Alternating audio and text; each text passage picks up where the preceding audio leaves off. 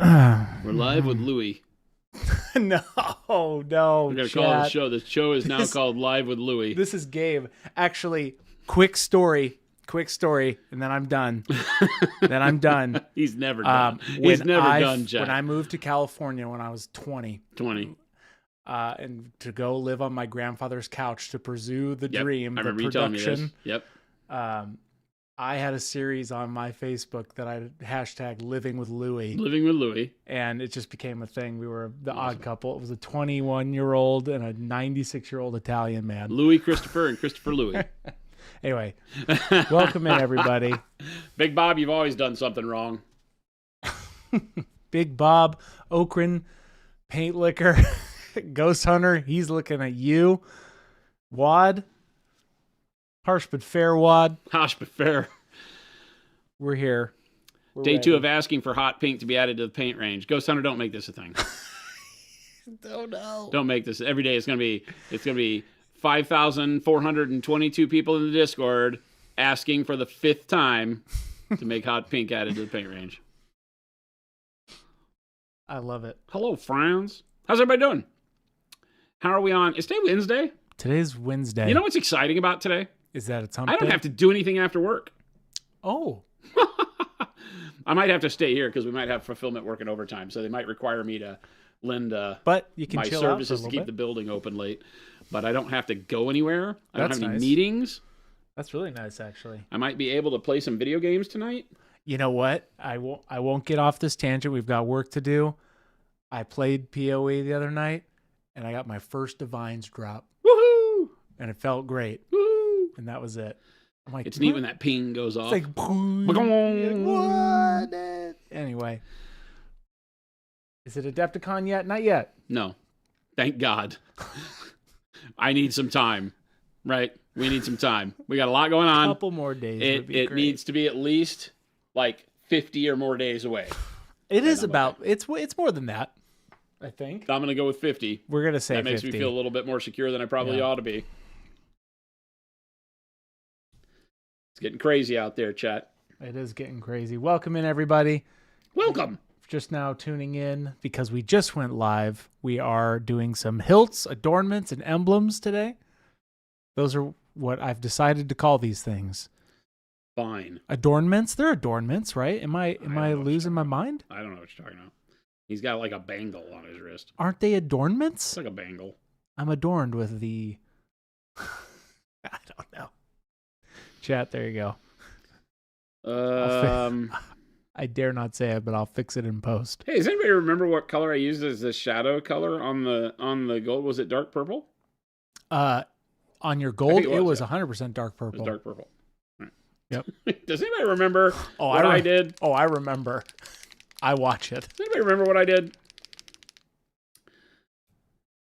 Okran, Chris, question for you. Have any tips for amateur photography on capturing models well? Photo stacking is a great technique. Also, a 3-point light system.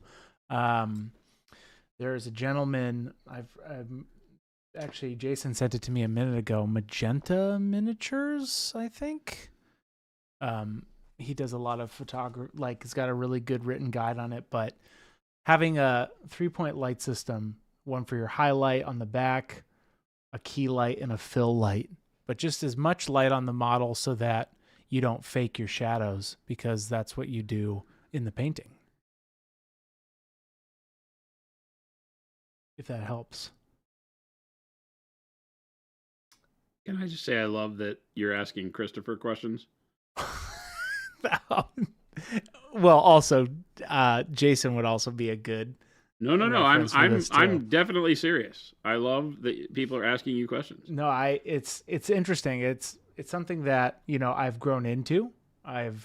You've never really, not really a photographer background, but video elements have very similar sciences behind them. It's just something in the image is moving rather than being still.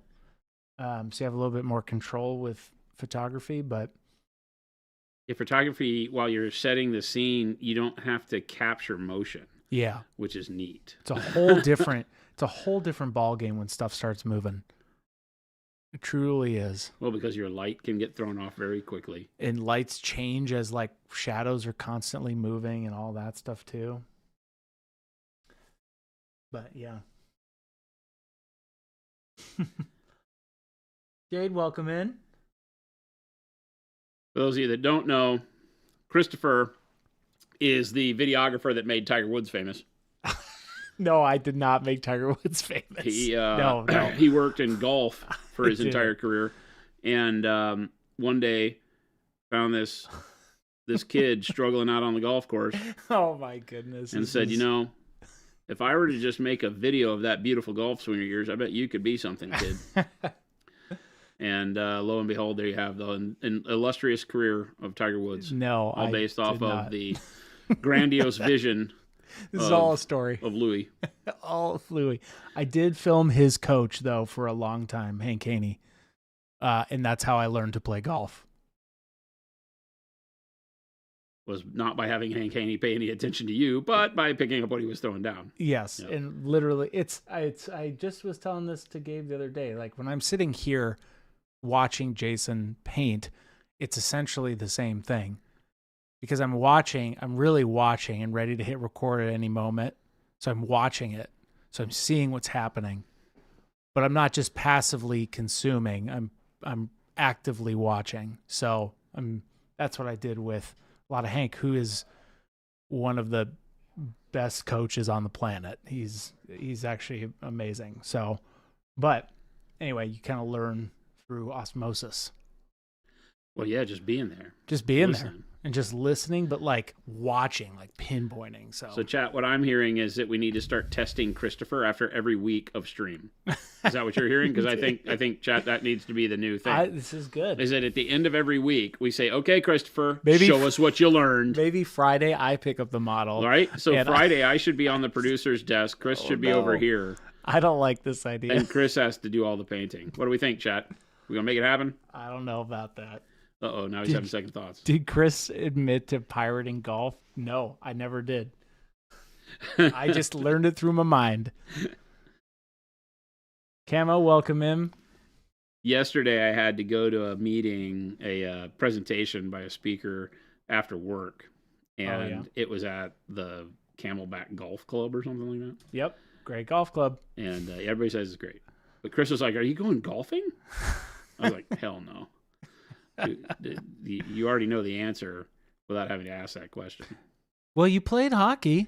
Yes, and all the hockey players are great golfers except for one.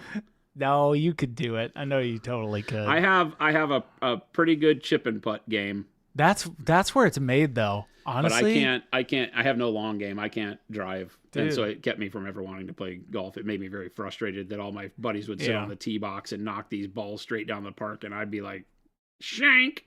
Oh, luckily for me, that's the one thing I got for me is my off the tee. We do great in a best ball. I got none of that. Yeah. You put it downfield, I'll go knock it in the hole. That's literally what I've done with my dad in the past. It's just he's great. Well, actually, my dad's really good too. My brother also stinking good. He just hit a 74. That means nothing. Wild. Is that good? That's great. Okay. 74, 75. It's very good. Okay. I don't know golf at all. For a casual golfer, never even been interested in it. It's amazing. Which is as you move along in the business realms, everybody's like, so you play golf? I'm like, nope. I'm unabashedly, nope. Oh, well, you want to? Nope. You guys have fun. Law Dog. I honestly think that'd be great. I learned a lot watching Jen follow your verbal instruction. See, that's something different, right? Verbal instruction as I'm doing something could be interesting too, though.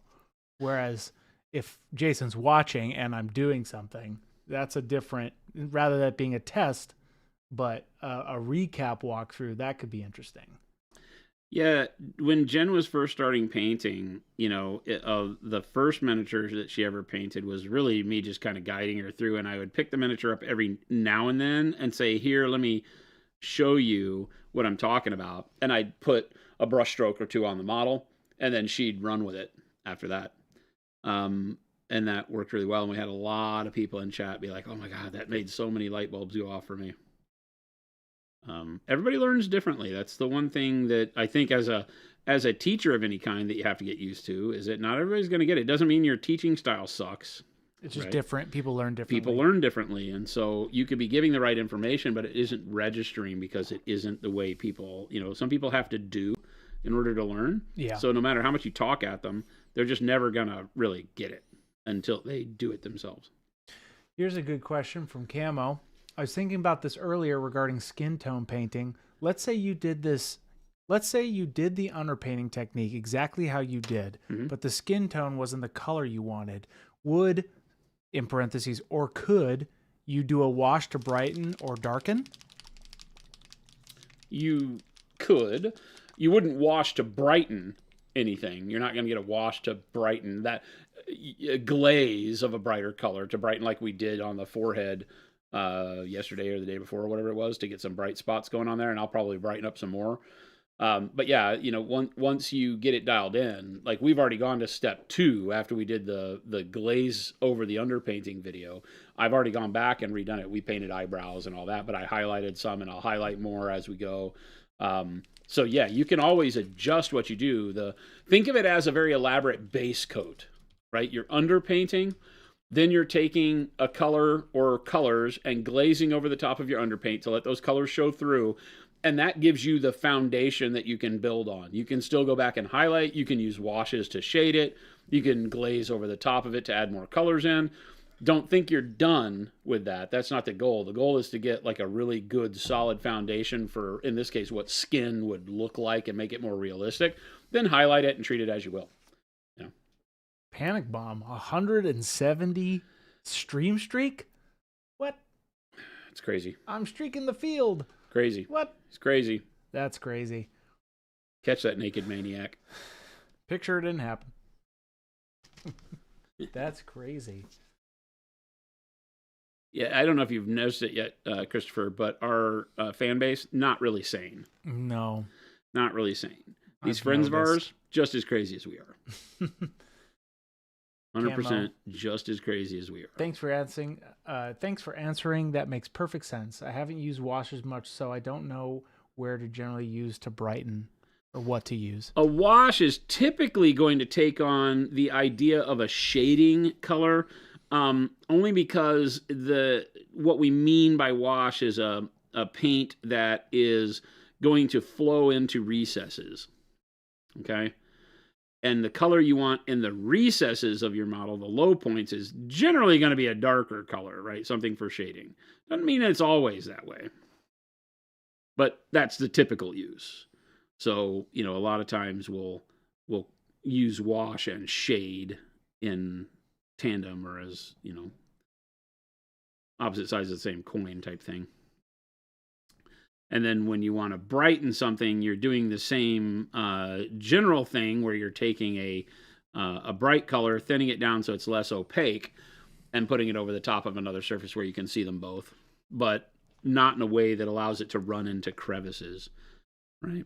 Because as a color runs into crevices, a bright color, it might upset your balance of how you want shadows to look and things of that nature. So I'll be a little careful there. This is a good reminder for the workup what Jason did to the shoulder. Is that correct, Jason? Yeah, same gold. Same way we're looking at doing the gold. I didn't know if I was going to do the sword the same gold, and I was putting my hands all over it as we were painting. So I didn't do any of those colors, but I just have decided to go back and do the same gold on the sword and all the other bits. Real simple.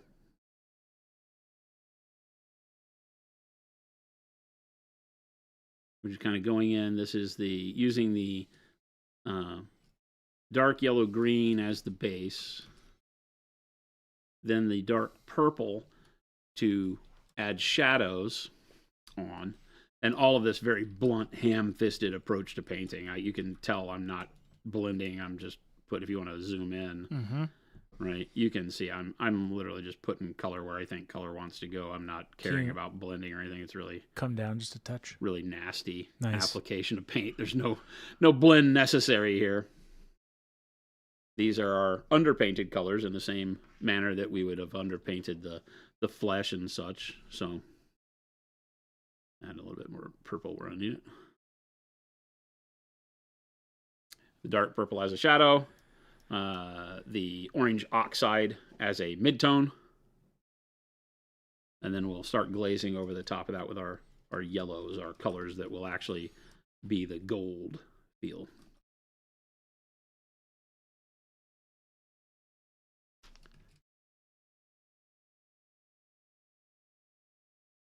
$50 Bear. A brisk 4 degrees. Ooh. 4, you need more numerals in your temperatures. Ooh. Call your Congress people and tell them you require more numerals in the temperature or you're not paying your taxes. And if they have questionable looks on their faces, you tell them a guy on the internet told me to tell you that. Jared Tetlow, what's your opinion on washing busts/miniatures before painting? I'm assuming you're meaning like resin busts, like with soapy water or something, or not paint, I would assume. I never do what you would traditionally call wash a model. Now, you can clean up a model with like warm water, right?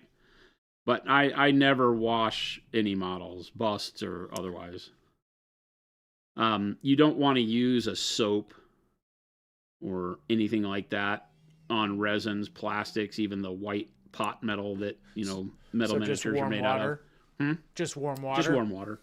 These models are porous. Yeah. And so you have to remember that, the more you material or chemicals you put on them, the more it gets soaked into the model and that porosity.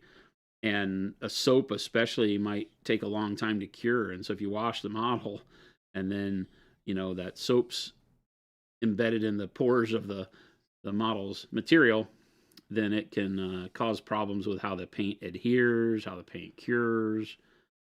It's not a guarantee that it causes you a problem, but there's really no benefit to washing it. It's not like you shouldn't be picking up models that are, covered with goop, So the need for soap should be minimal. Warm water will get rid of any of the resin, like mold release that they'll use for resins. Warm water and a sponge, or warm water and like a fingernail brush will do great. Something that won't scratch the surface as you go along, but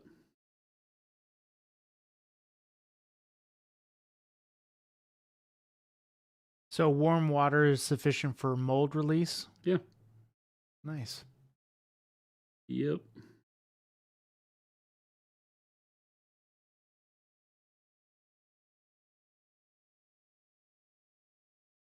Like I said, you want to lightly scrub it, and I prefer like a fingernail scrubber because it's a soft, bristled brush that does the job really nice. A Vector says, damn, that fur is insane. I somehow missed it. Well, we did that 2 days ago, I believe. Yeah. So if you check that VOD, Monday's VOD, you can see the exact workup. It was warm brown, a fun new color, dark emerald, and then what else am I missing? A bunch of fun new colors, but basically like khaki, and then the top color for the kind of white-ishness of it is bright warm gray. So warm yellow, khaki, dark emerald, warm brown, and then bright warm gray would be the way to reproduce it without having access to the colors that I use that won't be coming out till Adepticon. Because I'm evil. Because I'm a bad, bad man. I'm a bad, bad man.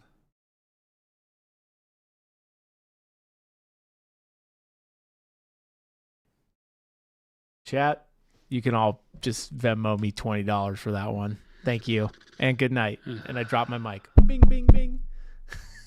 You guys just got a real big sound. I know, Ghost Hunter, I am not over Antonio El Tigre. I am not over him. See what I have to deal with? This is my life, chat. This is my life. So yeah, it's been a journey. This guy he's been on, and this guy as in Jason and Tony Tiger. So we've decided on Antonio El Tigre. Oh, there's that dark purple. There, got into that little rivet, that little emblem thing. There it goes. Chat, Yeah, if I you were forgot the waiting. little skull thing. Always something. Always something. Hey, ain't that the truth? If it ain't one thing, It's it's another. another. Camo, tried washing my glass palette last night. I see why you use palette paper now. the the glass palette, really, if you that that simple green or that Dawn dish soap and really warm water definitely helps. Now Jason's, though, I would say Jason's a little different because his is all one thing because he's got like big layer, right? So once you release a part of the layer, I'm sure it just peels off like a Yeah. banana peel. Yeah, it's really just getting like one end of one edge up, and I then do. you I can have almost that. it's almost like a mini game Yeah. that I'm doing in life is I'm trying to see how much of the paint I can get off in just one pull. Oh, Camo, I just find a container. I do it in a bathtub, or you can go to like a dollar store and get like an old bin. Yeah. But yeah, if it's not like Jason's, mine does, I'm kind of all over my palette. But yeah, you got to get one of those big containers. Did I use orange brown next? Orange brown? Oh, was it orange oxide? Uh-oh. Orange oxide, orange brown. Oh, I don't remember. Was that the deal? Da-da. Anybody remember? I don't remember. Remember how this went? I don't know if it was orange brown. Oh no, this is the one thing I don't remember. Fail. Fired. Done. Anybody remember what's going on? Canceled. The Chris show is done. You remember what I did here? Yes, orange oxide, then orange brown. Oh, Okran, thank you. Anybody remember what I did here? That's what it was. Orange oxide, then orange brown. Okran, I think, helped me an assist several months back when I was thinking of my own ghostly workup when I was streaming that one day. Shout out to Okran, remembering. Flapjack Nickelsack. Chat, they're hiring. Yeah, I'll see myself to the door. Flapsack Nickeljack. I'll see myself out. Yeah, Okran definitely helped me that one time. Which then, now I remember that. So on the Camo, painting while taking a bath sounds amazing. Yeah. we joked about doing that, right? Getting a hot tub in the stream room. Getting a hot tub in the stream room. So the orange brown, I want to start out by putting in areas that would simply be highlights, like top edges like this. If you want to zoom in a little bit. Mm-hmm. Right. Again, I'm not worried about smoothness here. Don't care. Let's start in these areas that I know are going to have highlights, top of these eyebrows and wrinkles and stuff. This upside down lion head is, kind of a unique shape because you're highlighting the bottom of everything since it's upside down. Oh, I guess that's true, huh? Yeah. And just grab the top areas.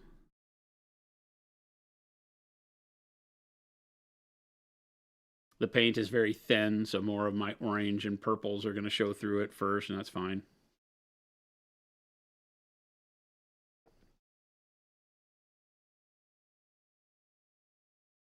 This is still a mid-tone color. We're not dealing with our bright pale yellows or any of that yet.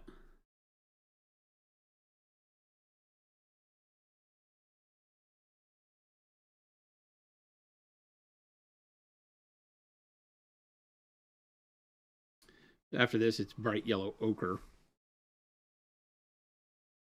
That'll be our first big jump in value. So this is still a mid-tone, which allows us to kind of get away with being rough with it, just kind of sketching in again where my shine would be. Use loose brush strokes. Don't care if there's a little bit of brush stroke texture in there as well. Doesn't harm anything.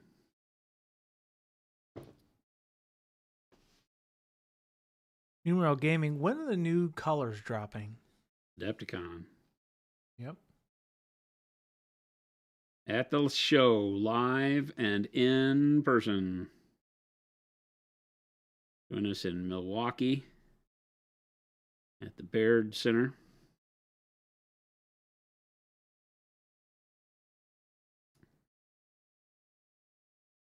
We do not know if they will be available on the site at the same time or a couple weeks after.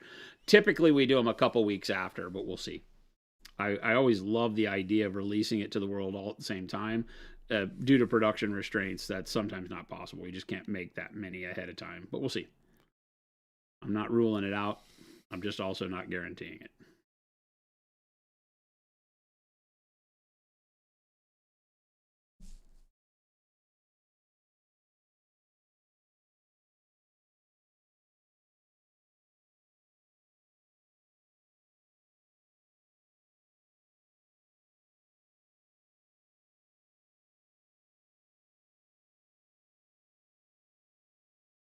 Even down where I've got more darkness, I want to get a little bit of that gold shine going. Oh, here's a good question from Swifty Bear.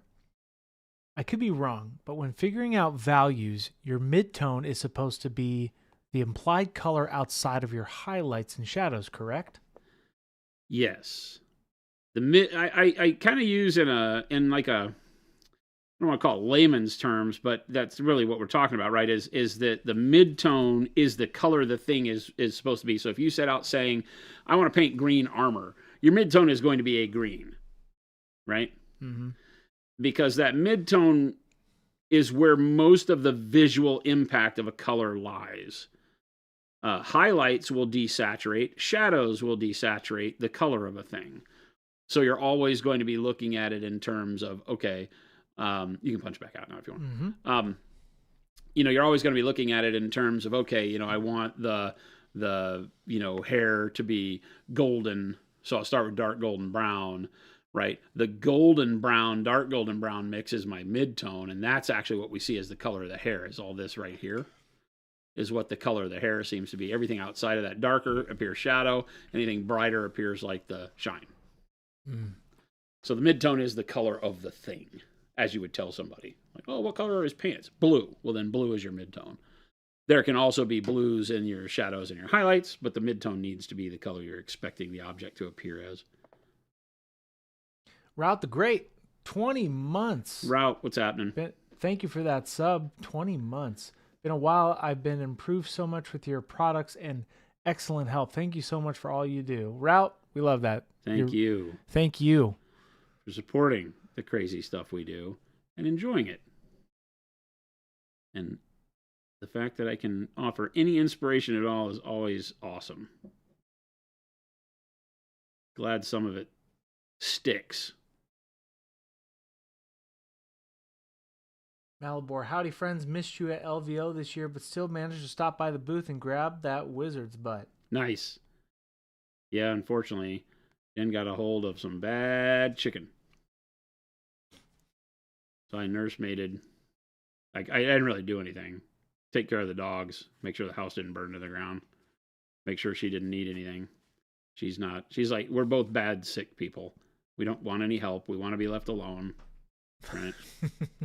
Leave me alone. I want to die in peace. It's kind of the way the weekend was, but I don't know what she would have done had I not been there, because it was horrible for her. She was laid up in bed for 72 hours. Absolutely insane. Not the way you want your weekend to go. No.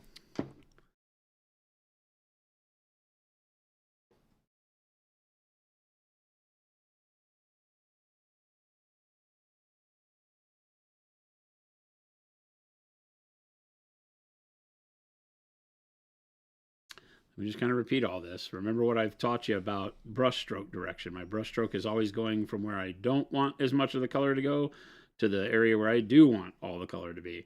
So starting in the dark side, bringing this brighter color over to the bright side where my highlight is.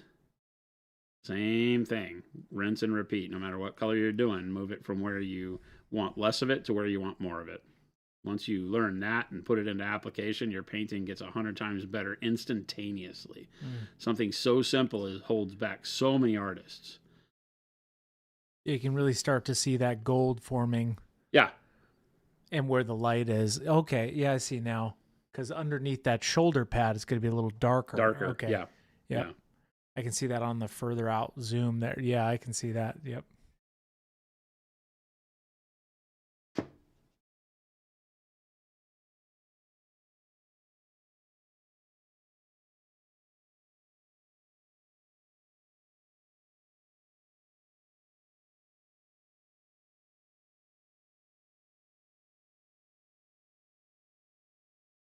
Welcome in to everybody who's just tuning in.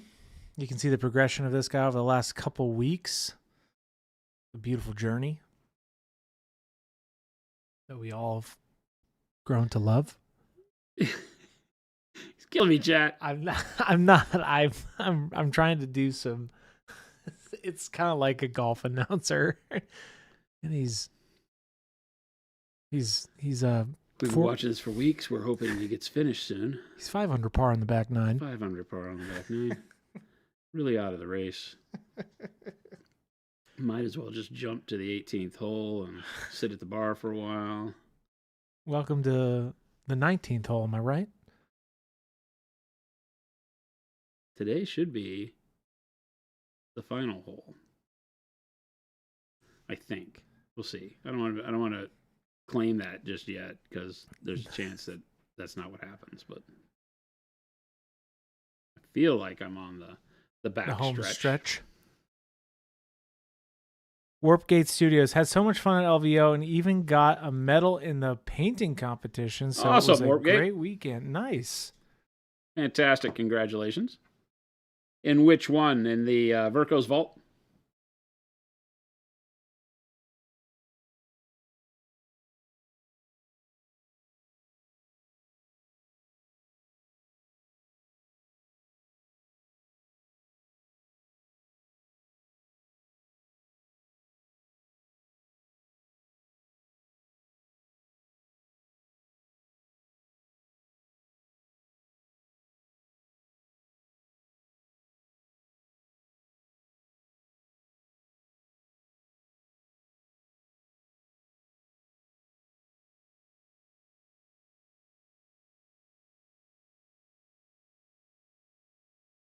Yeah, Verico's Vault for Nice. single miniature. Nice. Super cool.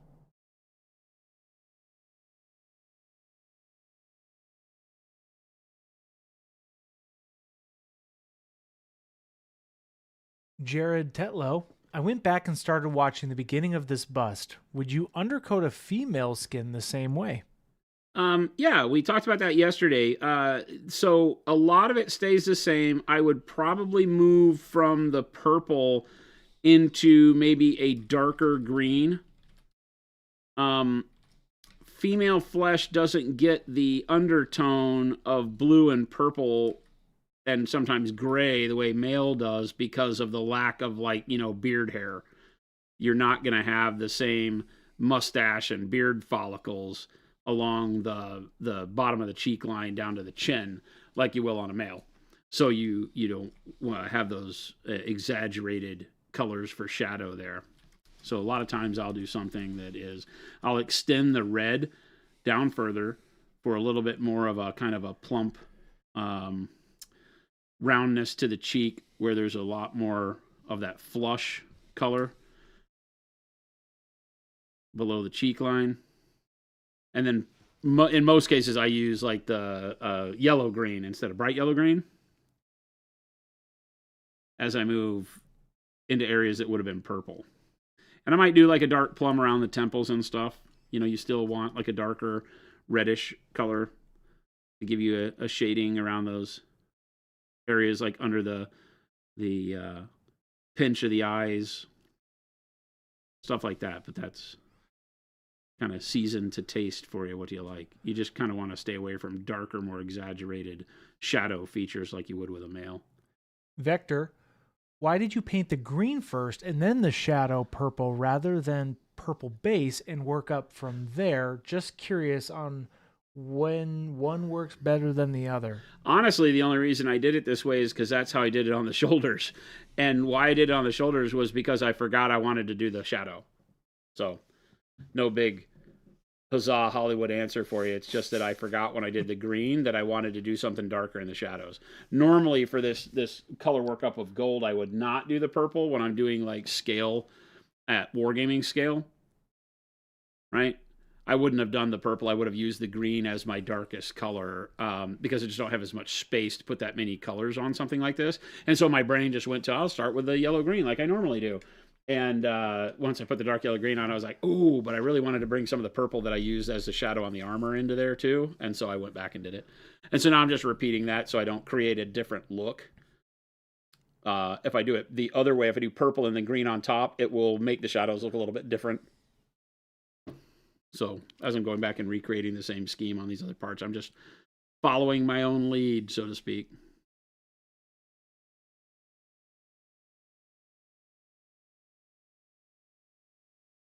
Ooh, nice. Do we ever figure out what those things are? Trinkets. Adornments. A chechapes. That's a lanyap. That's a word my mom came up with. A chechapes? Yeah, it's an accessory of an accessory. A chechapes. That's right. Okay, I'll give you that. I don't I'll know if I buy into it, but... Ooh, Derpstick, question for the orc skin. I did a mix of golden yellow, camo green, and bright yellow green for one of the highlights. Where do I go from there? Straight into the bright yellow green? Okay, read that back to me. Yep. Question on orc skin. I did a mix of golden yellow, camo green, and bright yellow green for one of the highlights. Where do I go from there? Straight into bright yellow green? Probably. So you're saying, yeah, I see. So I did a mix of golden yellow, camo green, and bright yellow green for one of the highlights. Where do I go from there? Like above that highlight? Is that what you're talking about, Derpstick? To go brighter. Go brighter? I'm assuming he means to go brighter. I think so. If you're trying to go brighter, then yeah, the bright yellow green will do a good job. The inclusion of the golden yellow in there might mean that you'll want to do something that has a bit more yellow to it. I guess it depends. I would go bright yellow green based on what you're telling me. Mm. See how you like it. Love bright yellow green. Great color. Here's a question. This is one's from Camo. How do you imagine your light sources when choosing your highlights? I get what to do from front of my model, but from an artistic perspective, the back needs to be relatively lit too, right? Yeah, I mean, it depends, right? Depends on the story too, right? Yeah, like what I'm doing here is, with all of this is that my light is coming kind of off his 10 o'clock or the 2 o'clock off his left shoulder, right? And so the back I'll do the same way, right? It's kind of the light is kind of forward, as you can see here. It's kind of pinpointed here. And so everything spreads from there. Your light in a real sense, you see a lot of models that are painted very harshly, like there's light over here and then immediately gets dark on the opposite side. That's telling you a very specific story. Like we're actually in like a very dark room that only has light from one source. Whereas if you're outside, light comes from 180 degree bubble around you. So half of a sphere, if you were to put a dome over the model, light's coming from everywhere in that dome. Because the light from sun, moon, anything is not only hitting the model, but everything in the environment around the model and bouncing back onto the model, right? Chris is familiar with this as bounce light you'll put when you're doing photos and video. And so the environment causes light reflection back onto the model too. So it's very rare, except in very bright points of the day where there's drastic shadows created, that you don't get some sort of environmental light bouncing back on the model, which lights up the back and the sides. And that's why you don't really want to go in super high contrast unless you have a specific reason for it, right? So it's that diffuse light that gives color to the whole model. Mm-hmm.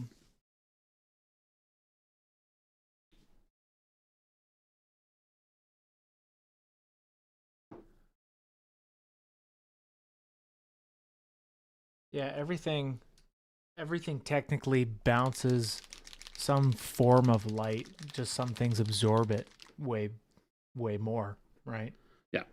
Yeah, material is the only question in all of that, right? Some materials absorb, some materials reflect. Everything other than Can I say, and just in kind of again in layman's terms, everything absorbs and reflects light. It's just to what percentage of each does it do? Yeah. Some reflect 99.9% and only absorb 0.01%, right, or 0.1%, and others absorb 99% and only reflect 1%, right? Mm. So the things that absorb more light are the things like fabrics. They become less shiny, and then metals reflect more light. Remind us one more time, Jason, where did you get this bust? Righteous is asking. Artel W? Artel W? Question mark? I think that's what we figured out.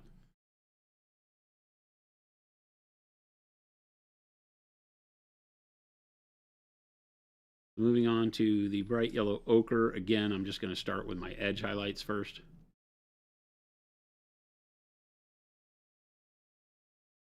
Helps me get a good feel for the placement of the color again, because I know my brightness is going to live along the edges of hard surfaces like metal of all types. Yeah. So I'm safe starting there. I know I'm not going to mess it up if I just do my edges. I know there will need to be more than just the edges, but this is the easy place to start.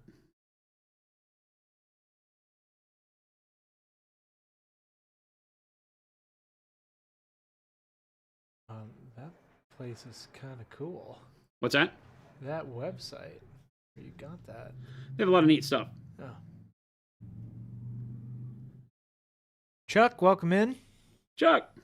Also, by starting with my edge highlights, it lets me see if that's enough, right? I get to say, okay, well, is that enough to make this look like the metal I'm looking to recreate, the surface? And if not, then I'll spread out from those edges to the other areas. Because here, like this sword is kind of in shadow from the bulk of his body, so I don't know that I want to over highlight it. So those edges are already making it look like a metal in shadow, right? Especially down here on the lion head.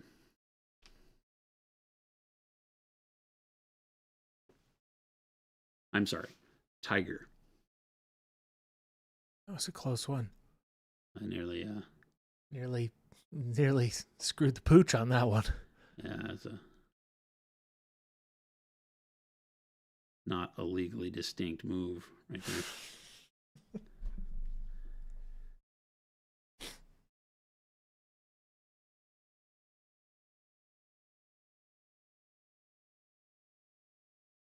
Even underneath here, I want to catch my edge with some highlight.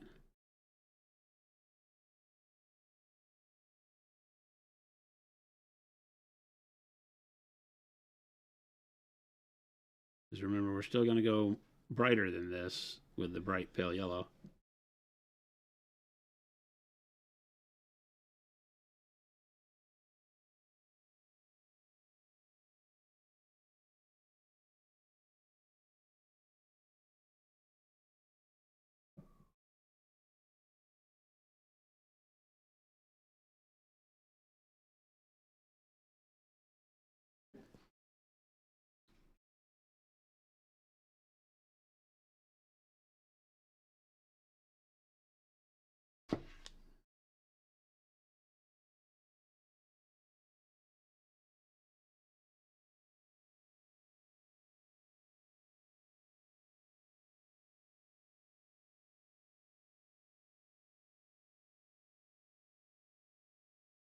Always using the paint very thin. I say very thin. That's probably not fair. Thinner than I normally would paint with on the first coat. So that it's not too stark. Won't mess up too much of what I got going on. But is visible, right? Mm-hmm. It's giving me a punch, but it's not as bright as this color can be until I want to really seed it in. Like right here, I know, okay, I like that. So I'm going to start pulling my cylindrical highlight along here. I want the top edge, a little bit of the bottom edge, and then this bar that connects the two like that. And that's my shine highlight on there. And then I want to catch the lower left leaning edges and upper right facing edges on everything. So start scritching those highlights in as well. Stick. I ordered tan flesh yesterday. Gonna mix it with bold pyro so I can paint the lips on my orcs. I've noticed that's a color combo people use for mouths, nose, and insides of ears for orcs. Interesting. Yeah. Our burgundies are very good too. Mm-hmm. So don't forget that the burgundies exist. I have some orcs that I want to start painting up. Just a couple. You know me, I'm a big fan of orcs. I know. I got to get your orc work up. You've got a lot of orc models lying around. Tons. Too many. They're fun.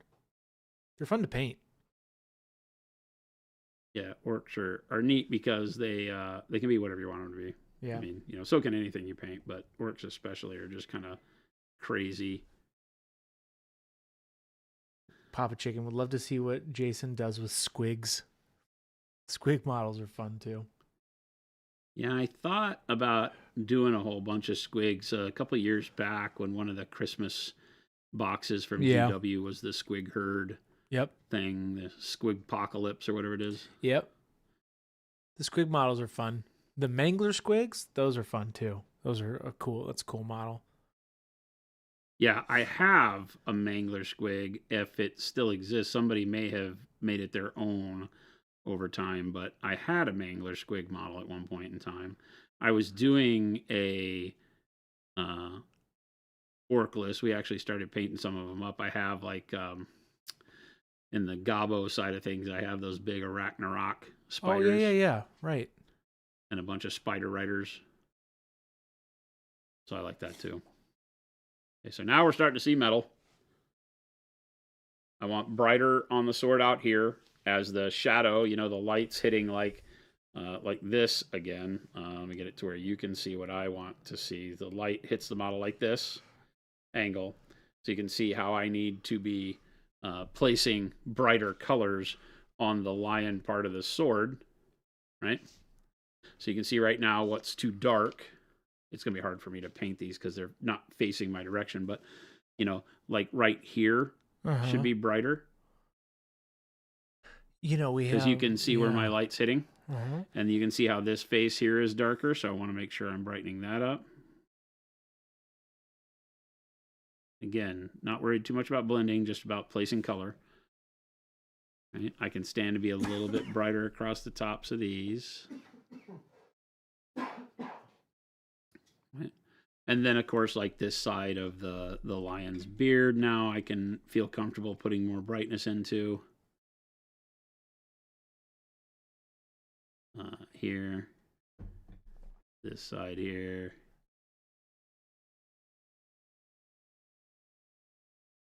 Right? And then working my color up to this edge. So again, pull my brush stroke from down in the darkness up to this edge here.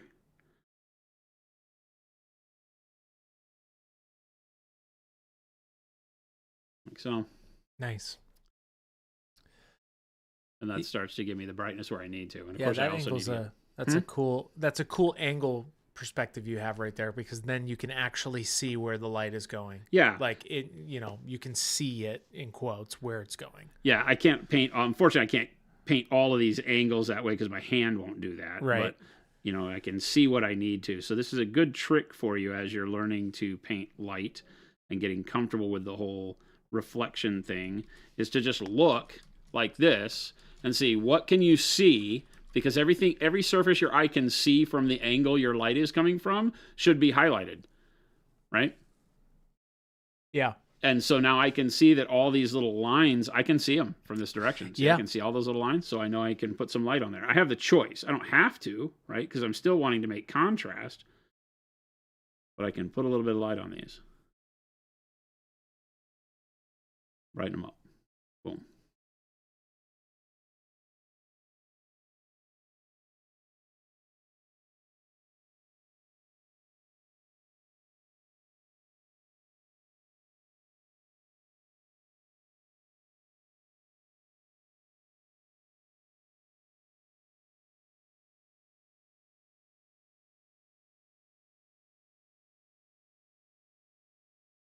Welcome in, everybody. You get to see the progression over the last couple weeks on this guy. Started with the face and then went into the black armor and did some more non-metallic gold. Then worked on the fur cloak on Monday. Then started with all the accessories and the achechapes yesterday. Doodads. Now we're doing some more non-metallic gold. Working to get him finished up.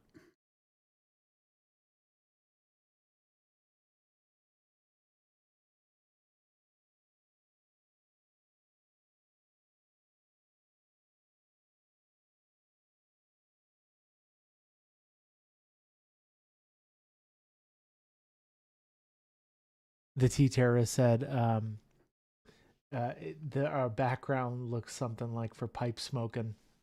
And I said, old Toby. Yeah, we try to make it nice and cozy in here for you guys. It's really cozy for us too, which is really bitching, right? I like having this kind of environment to paint in. That's what it's all about. Much less clinical. Got to get your space right. Yeah, it's that feng shui kind of thing, right? It's that attitude is when we walk in here, it just feels cool. Walk into a space, change your mindset, change how you work, change how you do anything. Yep. And the studio definitely does that now. A lot different than it used to. It was always cool to come in and paint, but now it's like, it's a place I want to be. Nice. Not just a thing I want to do. Love it.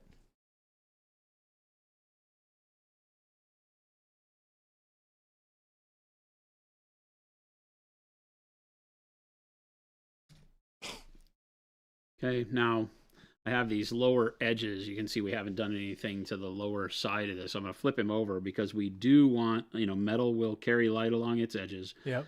Even in the darkest spots. So I want to grab some of this color and go ahead and get some highlight going down here. Now this will only ever really be an edge, right? We're not going to blend it out onto the surface or anything like that. We just want to catch that edge, brighten it up. Same thing over here a little bit. And it seems so silly. It's just one little line, one little edge highlight, but it can make all the difference in the world of making a hard reflective surface look visually like a hard reflective surface, because now you're being able to pick that edge out, and that's that lighting that would come from the reflection off the ground and such.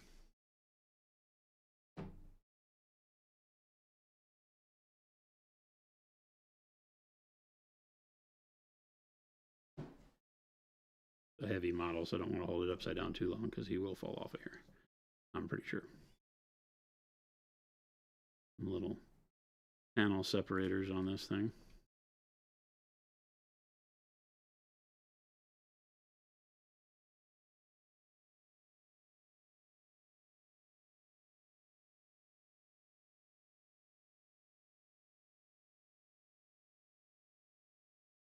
And that's starting to look pretty good.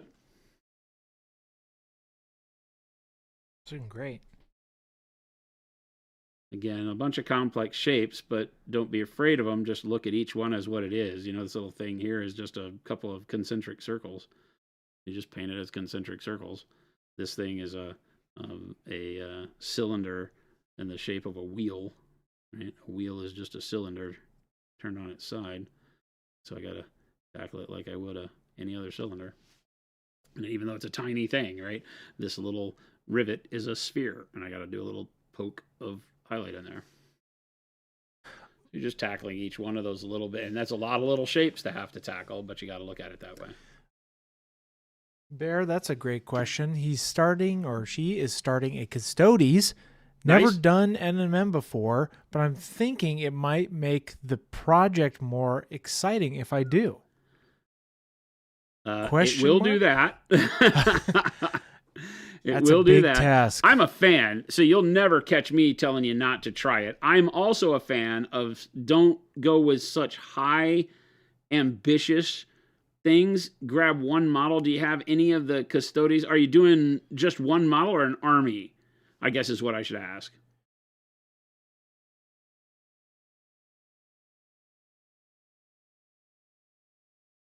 If you're painting like one model, great, go for it. I'll help you every way I can. I mean, I'll help you no matter what. But if you're painting an army, maybe reel it back to painting one model, get the feel for it, see how you like it before you do something like base coat all of your army with that intention. I never want to discourage people, but there's a reality to have to take into account. that is that, you know, you may find out that, oh my God, I hate this. And you don't want to have all your models committed Yeah. into a paint style that then you have to go back and redo. That feels a little like a beat down sometimes. It's definitely a big challenge, but not a bad one. The army would probably look amazing. Oh, heck yeah. Not saying it would with true metallics, but I will tell still. you that this guy chose to do his custodes in metallics. I was not. I looked at, even though there's very few models in a custodes army, I was like, yeah, I'm not built for this. Because they're like literally all gold armor. It's not like this where you got like Yeah. gold trim details. It's like, no, it's all gold. It's like trying to do like Stormcast Eternals that way and all Yeah. that. I would love to. I just don't have the patience. Stormcast would be cool in non-metallic gold. Oh, heck yeah. Just like the paint. Got a lot of cool surfaces. Heck yeah. 100%.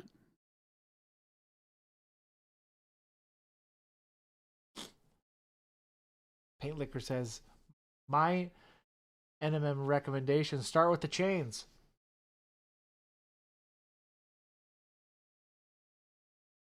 Start with the chains? Why is that, Paint Liquor?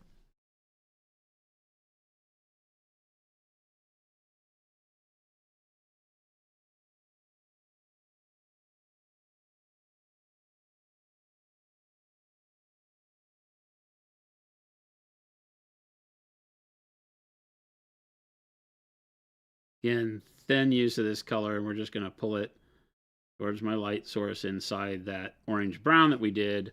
Same way we did the orange brown, but splitting the difference. Like the orange brown came out and covered the whole thing. Now with the brighter color, I'm just going to kind of do half of it.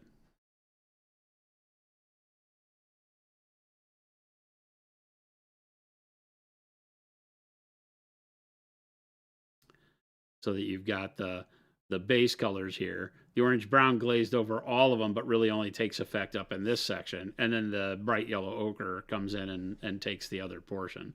So I'm then able to go back once I get the bright yellow ochre sitting where I want it. Then I can come back and take the bright yellow ochre and glaze it down further if I want to even out my blends. But my first job is to set it over here where I like my shine.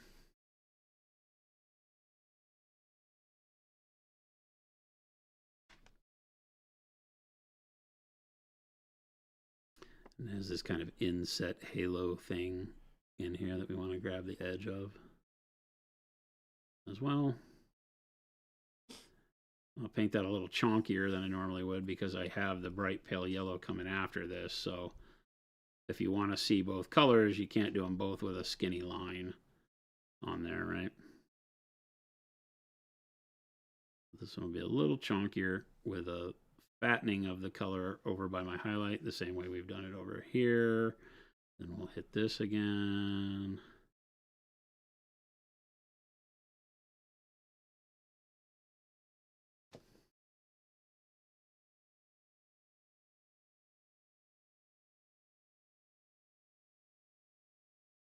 And like we did on the bottom piece, we want to catch the edge over here, regardless of how dark it is, or dark reflection from environmental or whatever. Bring a little bit of light to bounce along that edge to prove it's sort of metallic. We can do a little glow spot in here.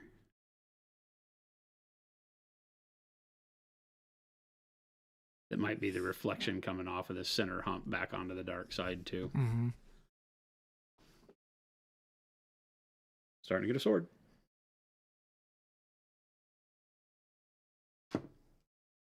Starting to look like a sword.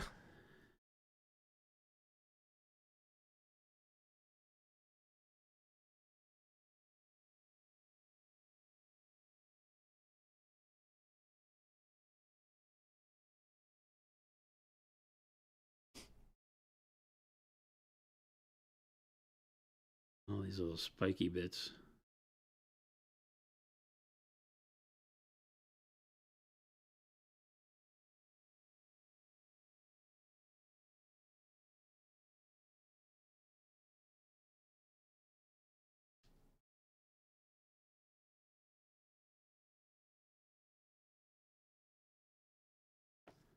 Welcome in, everybody. See more Hello. people coming in.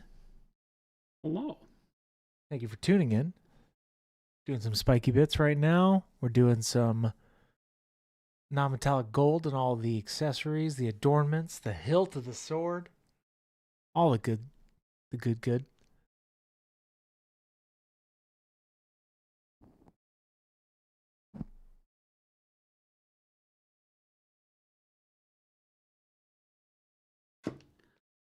Again, never be afraid to use that first coat thin so that you can put the color where you want, see if you like it before you've fully committed. Nothing wrong with that. Then when you like it, come back and finish it off, brighten it up.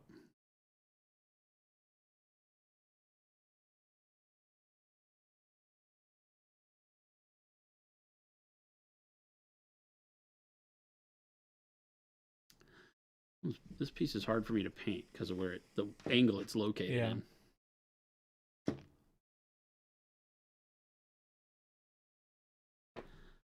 Cup it in my hand differently and just kind of work it this way. There's always an angle.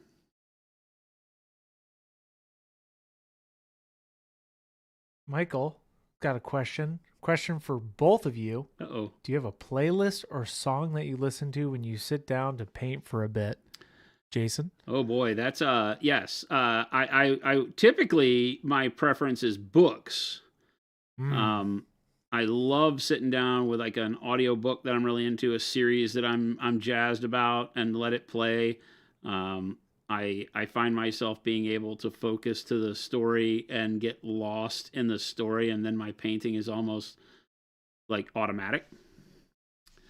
Doesn't always happen that way, but it usually does. You're a big quick note here. I am losing a little bit of the oranginess that I want in my shadowed side of this thing, so I'm going to go back with orange brown. I make some. Oh, okay, I see that. Right, and I'm just going to layer that orange brown in here. It's just a little darker than I wanted it in this area, so that'll help bring that back in. And I'll just cover right over the paint that I did a second ago, and that'll give me a basis to start working that back up from. So you're a big audiobook guy when painting. Audiobook, and then I of course have music that I can listen to too. The music, when I listen to music, the music tends to go into the background and the painting is the focus. The audiobook, when I turn on a good audiobook, the audiobook becomes kind of the focus and the painting goes into the background. So I guess it depends on how I'm focused on. Like if I'm really like, I don't know what I want this painting that I'm doing to become, and I really need to be focused and thinking about the colors and thinking about the techniques and planning and all that, then I'll probably put on music. If it's something where I'm like, yeah, I already know what I'm doing, I'm just finishing, then I'll turn on an audiobook and just go to work. So just depends. Yeah, I'm a big podcast. I like podcasts, but I primarily listen to I do like lo-fi when I'm painting, but I also do like movie soundtracks as well.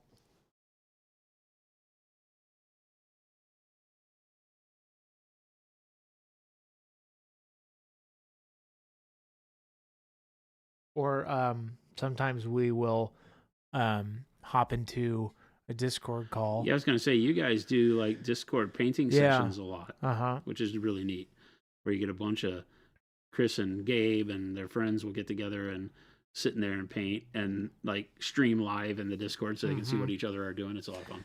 Yeah. Gabe just got a new big army project he's going to start working on. Lumineth.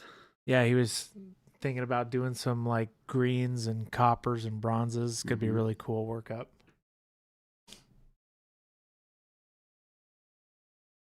Yeah, that's what I'll typically do. But I'm a big fan of having some auditory distraction going on. Oh, yeah. I just think it's neat. I can also paint in silence, but I feel like I get in my head a lot, and sometimes that can be distracting in its own way. I think we all react differently to that, right? There's times where I'm like, yeah, I don't want to hear anything. Yep. I don't want anything music-wise, no book, no nothing. I just want to be here in my head with my thoughts and my paintbrush. And then a lot of times it's like, no, this is boring. It's too quiet. Turn something on. Yeah. I'm a big, white noise fan sometimes. I just need something going on. Rain or like rain sounds, like river sounds too.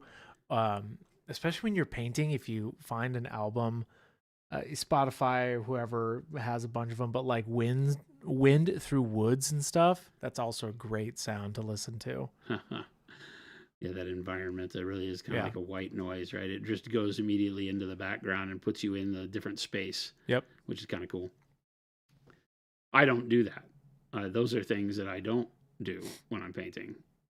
Is do things that like alter my environment like that. Yeah. Something I probably ought to try. Yeah, I like it.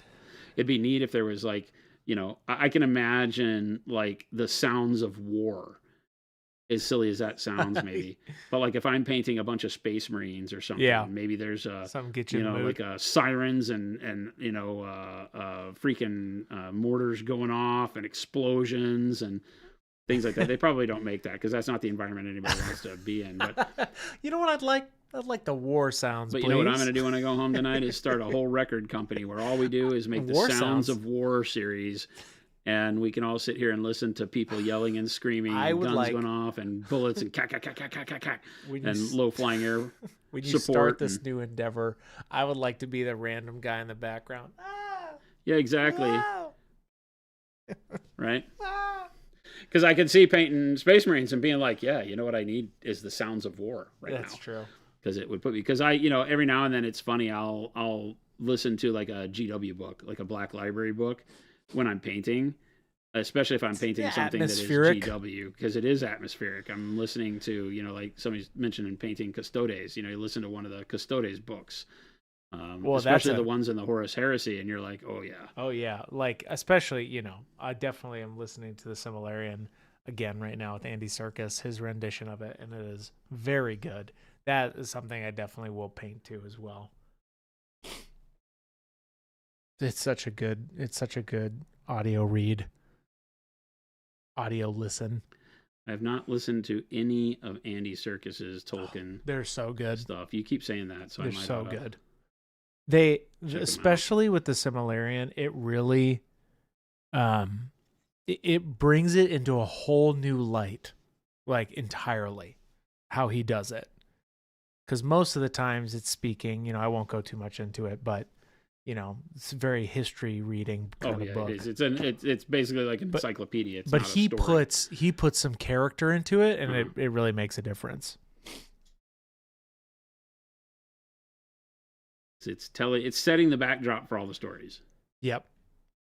To come. It's very good.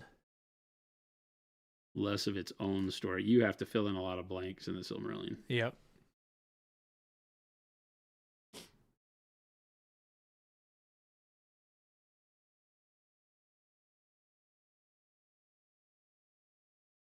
Little things like this, obviously, now I have to be thinking in terms of, light hitting all these little bitty surfaces different. They're like little trinkets, medals, badges. Whatever those are. On his wrist.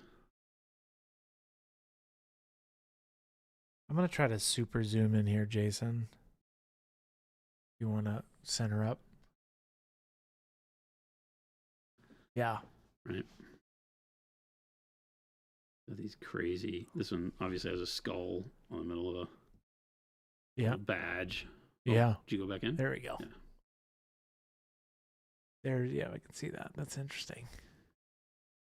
I originally thought this was just like a bracelet. Yeah, it's not really. Yeah, it's like in the armor. It's like it's part like of the gauntlet almost, or around the cuff of the armor. I have it painted, makes it look like it's sitting in a trough. It's not. Oh, right? Yeah, I see right from there. Yeah. See, it makes it look like, Grey Knights have that inlay, runes and things like that. It's not. It's sitting on top of the surface, but the way that I painted it, I really like, with it looking like it's sitting in a trough. Chat, I didn't even realize that till just now. What's that? I thought it was indented. Nope. Let's double check. Make sure he's not lying. Wow. Check that out. See how my highlight stripe here and the way that I've set it up makes it look like there's a trough there. Now the cuff flare is on the other side. Yeah, okay. But no, Still, there is no flare on this end, oh, but it looks like it's inlaid into the armor I the didn't way that I've even got didn't it, even and so notice. I didn't change that because I really like that. Didn't even notice, chat. See, He's not a lion, he's a tiger. That's right, Ghost Hunter. fooling you with paint, Christopher.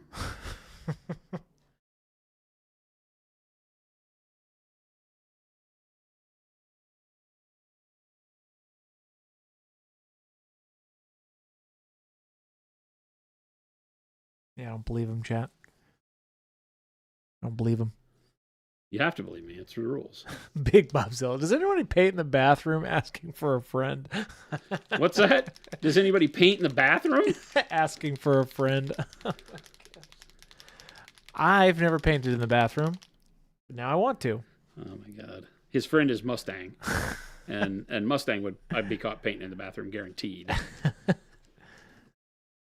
Guaranteed. That's funny.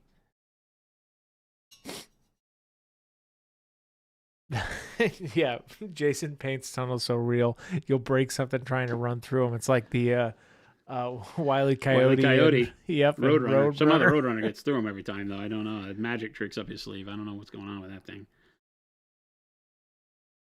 All right, so here we go. Bright pale yellow. That's what the Go Bag Mini's for. That's right.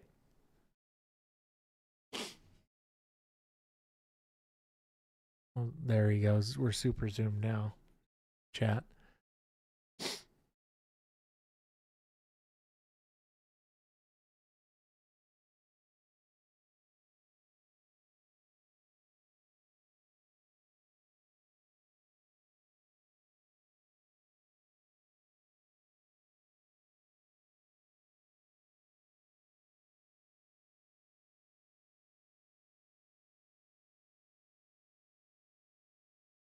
Look at those little deets and doots on there. Lots of little deets and doots.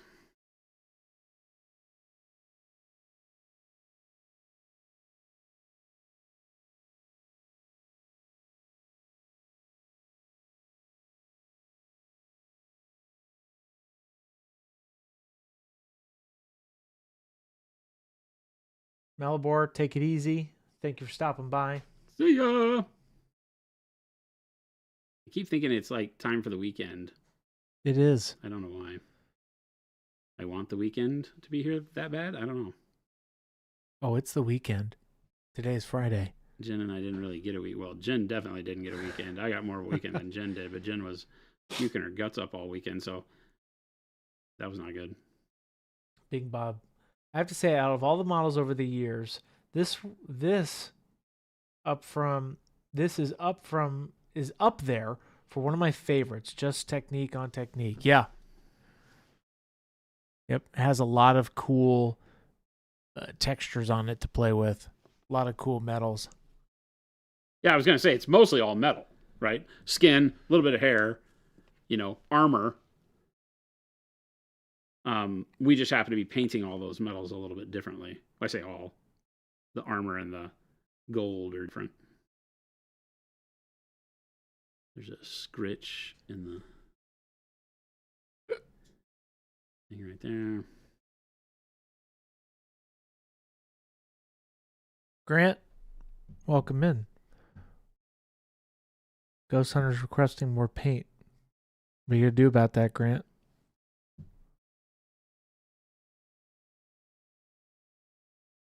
That our Grant? That's our Grant. Pro paint taster. Oh, that's right. For always fooling us.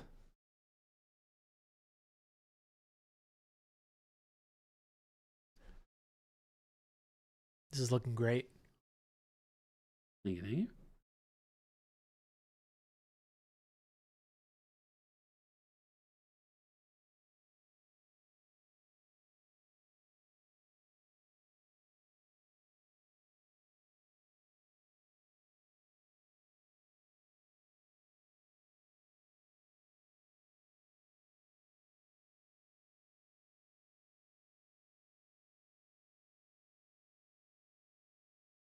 Back to deets and doots. We did this just the other day. We did. She's about to say the deets and doots continue. It's that the deets tiny bit of paint making huge changes in the model. Because this will be the real point of reflection. Mm-hmm. The light that hits a reflective surface will blow out any of the color. So, you have something that is not a gold color, but I still want it to be a little yellow in the bright pale yellow that I'm using here. But it will kind of erase the color around it as you put it on if you're doing it right. That's why you don't want to do it in big, huge spots because you'll lose the color of the entire piece. Just a little bit of this bright color changes the surrounding areas a ton. Yeah.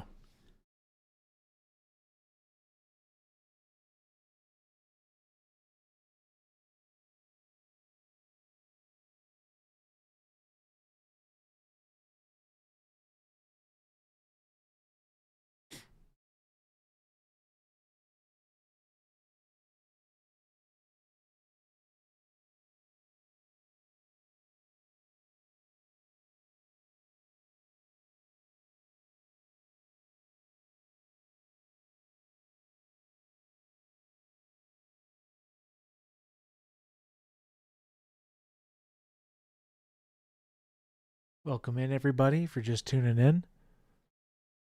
See more faces coming in. King Tone, Captain Manrings.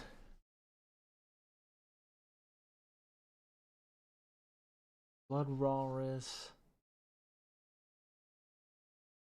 Howdy. Allie. Welcome in, everybody.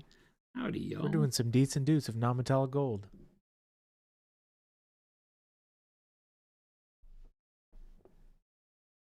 On a nice, peaceful Wednesday. Nice, peaceful Wednesday. Which is actually a Friday. It feels Believe it or not. I don't know why. It's not. I'm just kidding. He's lying. Don't tell you. I mean, you can go tell your boss that. Let us know how it goes. Hey, everybody, it's a Friday. Walk into your bosses and say, see you after the weekend. See what you get. What? Where are you going?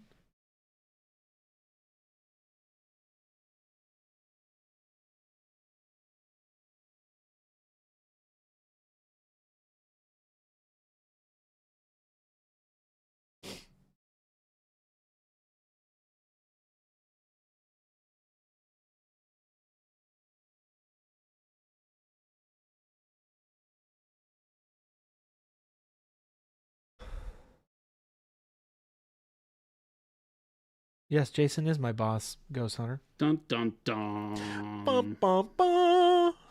Da-da. Wait a minute.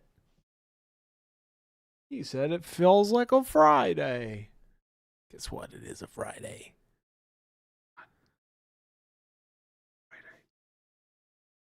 I like it when we start to do the deets and the doots. Everything gets more quiet in the room. I have to get focused. I have to get drill focused, in focused. And then we're all watching, right? And it's interesting. I'm liking that. It's looking great.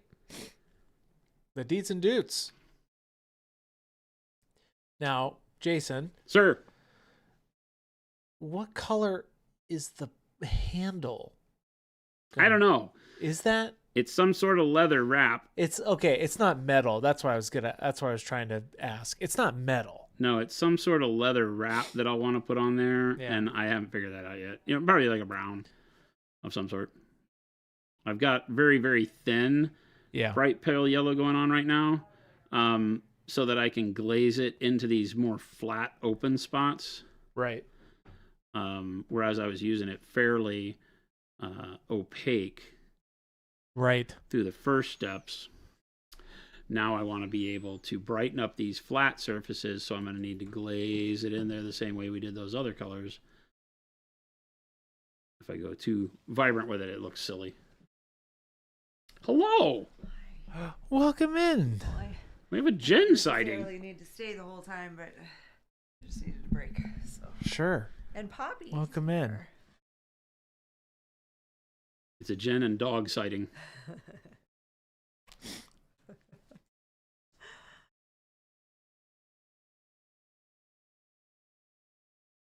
Ooh, here's That's a good question. Look, babe, I'm painting a thing. Ah. Like a person. Not a thing. Okay, here's a question from Nicholas here. Uh-huh. How does one paint white using colors rather sorry, let me go back. How does one paint white colors other than blue so that the end result still reads blue, not just a very desaturated alt color? I tried light plum and now I have a super and then I have a purple Siberian tiger.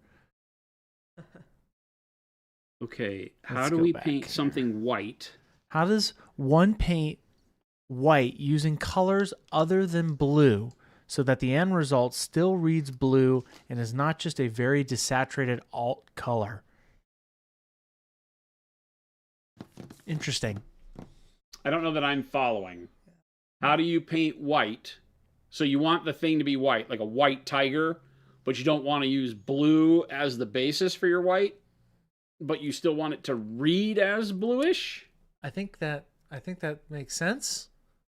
Definitely clarify for us, Nicholas. I definitely want to make sure. Yeah, I'm having a hard time understanding. Yeah. But I want to help you. Who's the boss now? Asked Rattlecan. Well, it's always Jen. I didn't say I was the main boss. I just said I was the boss of Chris. And technically, I didn't even say that. You guys said that. That's and right. I didn't argue. And Chris affirmed. That's right. So, because like we just did the bear, right? Yeah. Whatever this bear's name is. Berenstein Bear? Berenstein. Steen the bear. Steen. Bearstein. Steen and Right. Bear. And so we use blues to work up to whites and white blue. So you got kind of a frigid, cold feel, but it didn't feel like a blue bear. It feels like a white bear with just a bunch of cold blue highlights, right? Oh, here it is. I mistyped. Instead of using blue to base white, I used purple. Sure. Yeah. You can do it the same way. The concept is always going to be the same. So I started this guy with royal purple, right? And then we started building up blues and jades over the royal purple, and then into white blue and transparent white, and probably a little pinprick of like titanium white as highlights. I don't remember, right? So you can do the same thing with purples. Like I said, this started with royal purple, right? And then I just chose to move it into more of the faded blues, right? Yep. So in the same, can you punch in? Yeah. Because you can really pick up the purples like in the beard. Yeah, you can see a lot in there. Yeah. Right. Uh-huh. So, you can definitely start with purple and then move. Now, if you didn't want to use any blues, then you're going to want to, you could just simply use whatever purple you like and start adding white to it to keep desaturating it into that kind of bubblegum spectrum. And then lay like bright neutral gray over the top of the brightest purple you make, and then white as a highlight over that. And you get a very similar workup to this. It would just have that. Like I also have jades and strange colors underneath here. The dark magenta is on here, like you can see around the hands, right? And then there's some jade in there, some greenish tones, right? Because I wanted to play with because I had to paint all of this fur because he's got smooth skin, right? So I wanted more colors in there. But yeah, I mean, you can use whatever coloring you like. Yeah, you can see some of the jade reading out like along the belly line and stuff. Yeah. Right. And the goal is just to be able to move it towards a very desaturated version of whatever your base color is. So if it's a royal purple or a dark purple, that's fine. Then move up to something else, like even a royal purple. Imagine doing something like dark purple into royal purple, right? Into like faded ultramarine, right? Nice. Something like that. And then into your bright neutral gray or white blue if you wanted that. I know you said you didn't want blue, but white blue doesn't read necessarily as a blue. These would create a really neat transition from purples into, the faded ultramarine as a very thin or mixed with royal purple way to get you into your whites. The harder thing is moving from here into a white. You can still do it because you can imagine something like pale pink, right? And then get rid of the white blue, pale pink into the bright neutral gray, and then into titanium white. Nice. right? So you could do something like this that would keep you kind of in line. The reason I use the bright neutral gray or something like bright warm gray, it's a little more green, but these colors will kind of blend and knock back some of the vibrancy of whatever colors you've used here, right? You use something like a neutral gray, brightens, or well, it wouldn't brighten over pink because the pink is technically brighter than the gray, right? Yep. But you can use that to kind of desaturate these into mixing together and giving you the feel of them without being so intense, because anytime you're trying to do white but it has like a really intense color underneath it, can kind of disturb the view. But I think that's how I would go about it.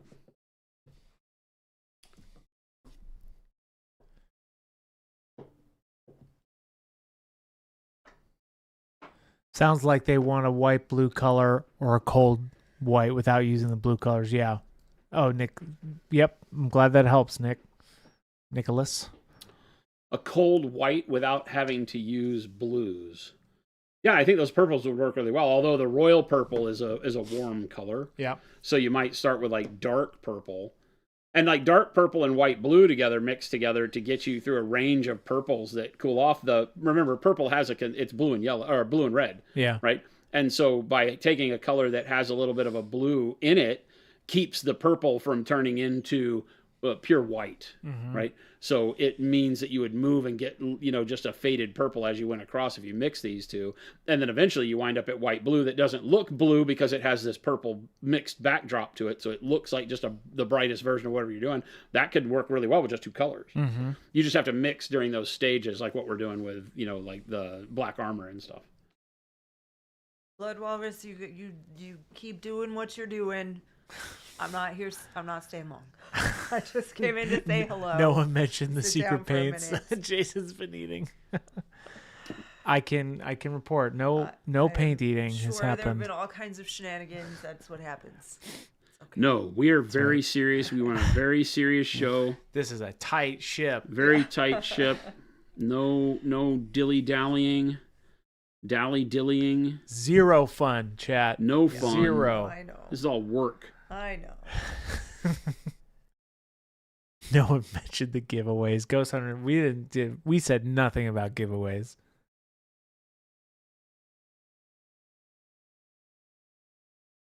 Hey, Big Bob, we don't condone any of that debauchery. No dudes and no deeds. Well, wait a minute. We don't eat the paint. Oh, we've been doing a lot of deets and doots, though. No, we've been doing lots of deets and doots. We do not eat the paint. Big Bob says, you can only speak for the studio. The paint is delicious out in the wild. False. Not true. It can't be. I don't think anything changes about it out Nothing. Because we've never condoned that ever.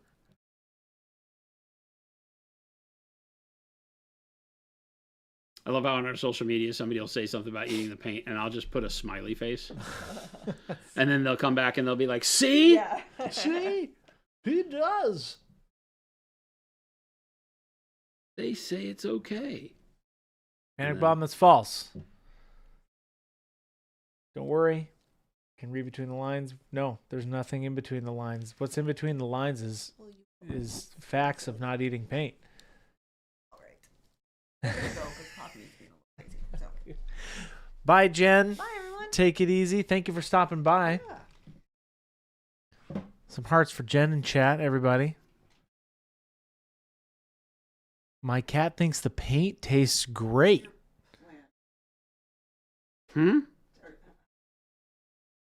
Not related at all. You leaving? Well, All right, you going home? yeah. But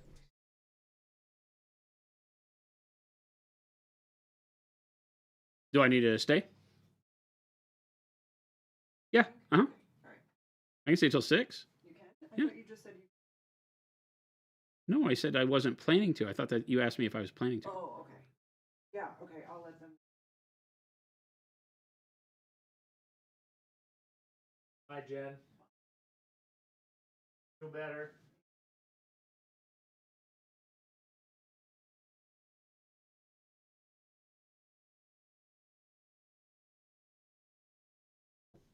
Punchy is always drinking my paint water.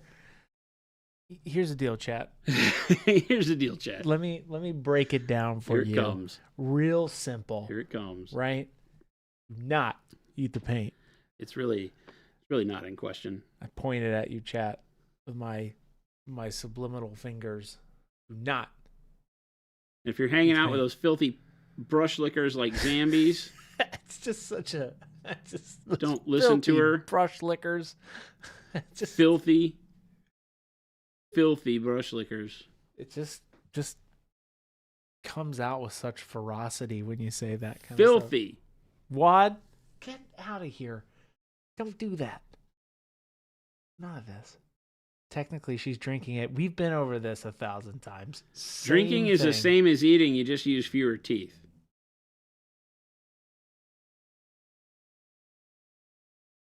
We've had this discussion. Nothing changes. It all stays the same, chat.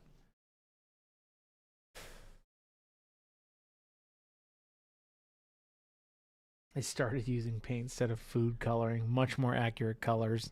Big Bob? No. Nope. I mean, E for effort. E for effort. F for fail. F for false. F for not good for you. F for don't do that. F for don't do that. Now we're just doing bad grammar. Route the grade. So we can eat it, but they didn't say anything specific about snorting it. You know, if you're considering snorting paint, route, we got big issues going on. Man, it's like as soon as we came out with the Color Forge stuff, everybody's like, oh, now we can huff the paint. Yeah. Thank goodness. I'm like, oh, Jesus. Oh my gosh. What have we started?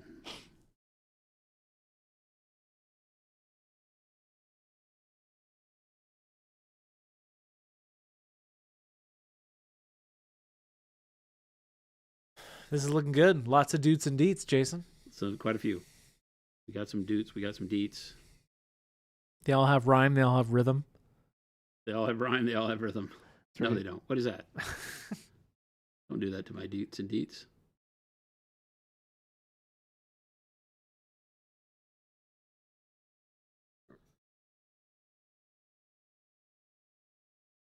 It's so funny because for most of painting this model, it was like that wasn't even a visible thing. The whole sword was like not even relevant to what we were doing. And now that it has color on it, you're like, oh, look at that feature. All right, I am going to do a little bit of freeform kind of shine on this flat piece to give it a little bit of dimension. I'm just going to take the pale yellow and then just kind of build it up on this section, not at the edge, just inside the edge, and then just kind of stipple it out across there. The other side.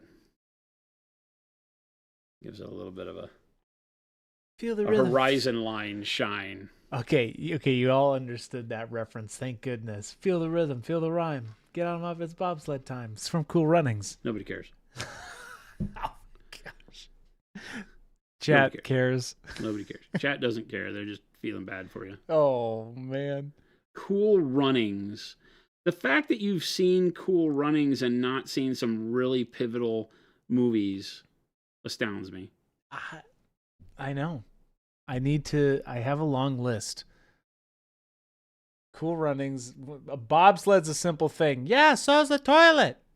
Thank you. Thank you very much. So good. That's it. That's my one quote from a movie today, chat. And scene.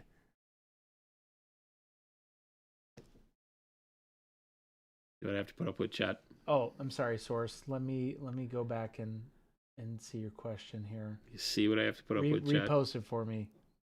I was watching Jason's Deets and Doots. Phil, Cool Runnings is a pivotal movie. Welcome in, Phil. Hope your vacation is going well. Cool Runnings is not pivotal to anything. It is a horrible movie. Here's what Source says. I heard a pre-GW employee long timer far up in the hierarchy say that there are biocides in Citadel paints to stop it from going bad, since there are contents in it that would go bad over time. Would that be true for PA too? I don't even know what you're talking about. I don't know what that is, Source. Biocides? Did I say that right? That sounds like a disgruntled employee making crap up. There's no biocides. I don't even know what that term means. I read that right. Biocides. You know what we have in our bottles? Good paint. Yeah. Zambies, filthy brush liquor reporting for duty. Filthy brush liquor. And Wad, you turned us in. What did you look at? Did Wad totally did. Wad did. tell you, Zambies? Are you Wad? Are you to blame for this? Zambies was fine in her world, thinking that brush licking was good. It's not good. We don't condone it. Filthy brush liquor. Oh, biocode. What? Biocide. It said sides, but you spell biocides, not codes, but biocode. A chemical agent such as a pesticide that is capable of destroying living organisms? What? This sounds out of my pay grade. Yeah, this is some nonsense. Like destroys living organisms. I mean, there's like petroleum products in paint. Do they kill living organisms? I don't know. It doesn't. Nothing is toxic to humans under normal conditions. So there you go. And normal conditions are fairly wide open conditions. Like don't eat it. Yeah. Right. Don't huff it. Don't snort it. Don't be stupid. Zambies. I'm a filthy brush licker, but I'm not a rat. Filthy brush lickers. I don't believe. How you doing, Zams? Welcome in, everybody. It's been 187 days working on this bust. I hate you. I'm kidding. I only get one of those, chat. I only get one. One. That was like 3 just today. No, I'm truly trying to bring the audience back in. I'm trying to make sure everybody's awake, watching this beautiful deets and doots. Pay attention, chat. There's a test, apparently, for me at the end of the week. Yes. So Christopher has to. I have to replicate this model in one stream. Yep. What he doesn't understand is that we have a second one of these models that I'm going to bust out. Oh, no. That he has to paint up, utilizing everything we've learned, chat. Do it in 2 hours. Oh, yeah. You get one stream. They only get one stream? Oh, yeah. I mean, the teacher teaches for days and days and days for you to take a test in one class. That's true. Right? I'm just giving you the tools. Zambies, yep, we're doing good over here. Just waiting for Jason. Oh, my God. No, it's okay. I've actually learned a lot along this beautiful process road. This is the part where he tries to keep his job, chat. No, this is good. Let me explain. Let me explain. Do it in song. Like I said earlier, it's not about how long the journey is. Oh, here we go. It's about the spiritual happenings that happen during the progression of your mind thought up until this very point, which is today. Are you buying any of this? Is anybody buying any of this rigmarole? This nonsense malarkey? That's it, chat. That's it for Chris. Good night. No, I'm still here. I'm not leaving. No. Until I talk to HR. Now Chris is throwing out his pickup lines. Oh, man.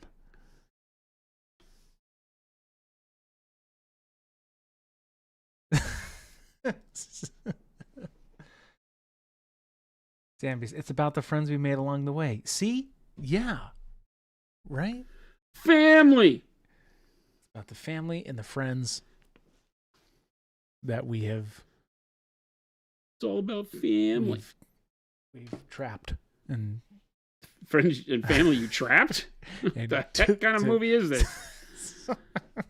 I definitely am in the wrong theater. No, we are definitely, if you all are just now tuning in at the bottom of the hour, you can see the progression over the last 2 weeks of Antonio El Tigre on our VODs.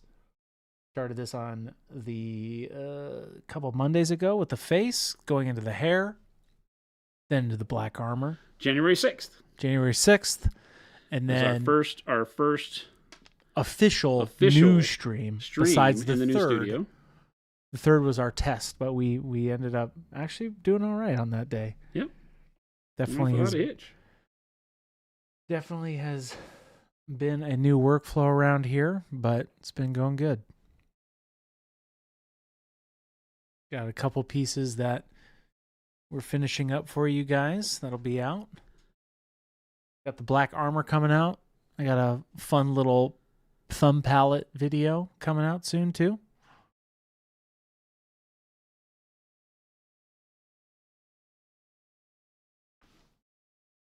There it is, ladies and gentlemen. What? Whoa.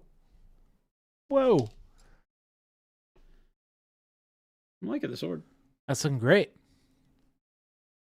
Nice. The dudes and the deets of non-metallic gold, everybody. I'm going to brighten up some of his face again. Doot. Warm flesh. Nice. Oh, you're going to brighten his face up again? Yeah. Warm flesh. You just said that. That's exactly what I just said. I did just say that, by the way.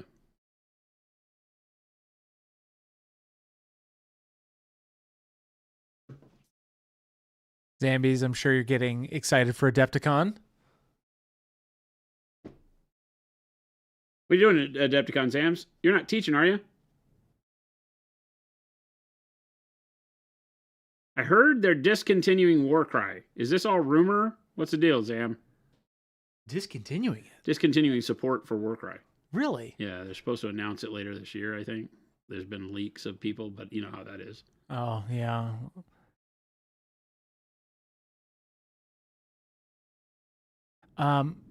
Bud, if you go back, he did a couple things on the hair yesterday. Correct? Yeah. Yeah, we did the shine on the hair. Mm-hmm. The halo shine on the hair. Yeah, go watch midday or midstream yesterday.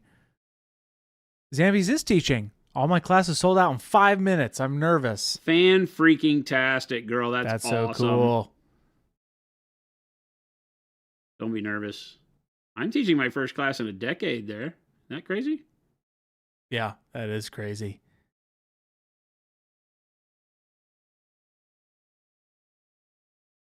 There you go. Push a little more brightness over there. And I wanted to get some on the cheek. That was with warm flesh, correct? Yeah, this is just warm flesh. You can see it's a nice. Not quite as bright pale yellow, but it's in that same range. Mm-hmm.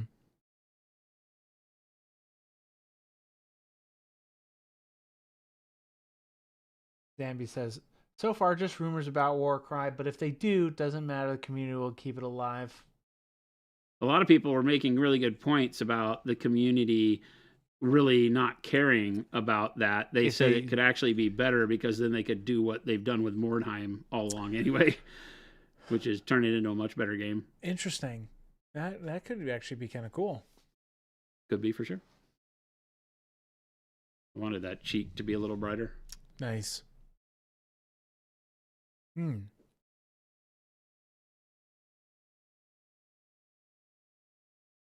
I'm barely using any paint. You can see I'm taking most of the paint off to where it's almost like how you prep your dry brush. There's very little color left here.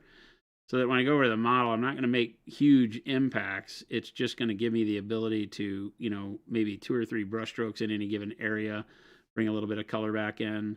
I've kind of falsely made these wrinkles in his forehead with color anyway. I'm going to pick up some of that again.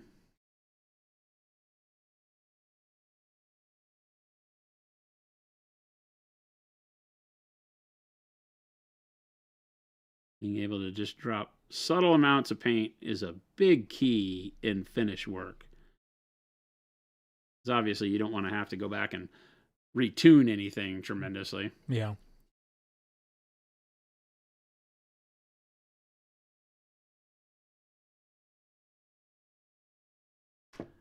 This falls in line with all of our deets and doots talk. This is just the tiny amounts of paint that are not super vibrant, that really just help push contrast into areas.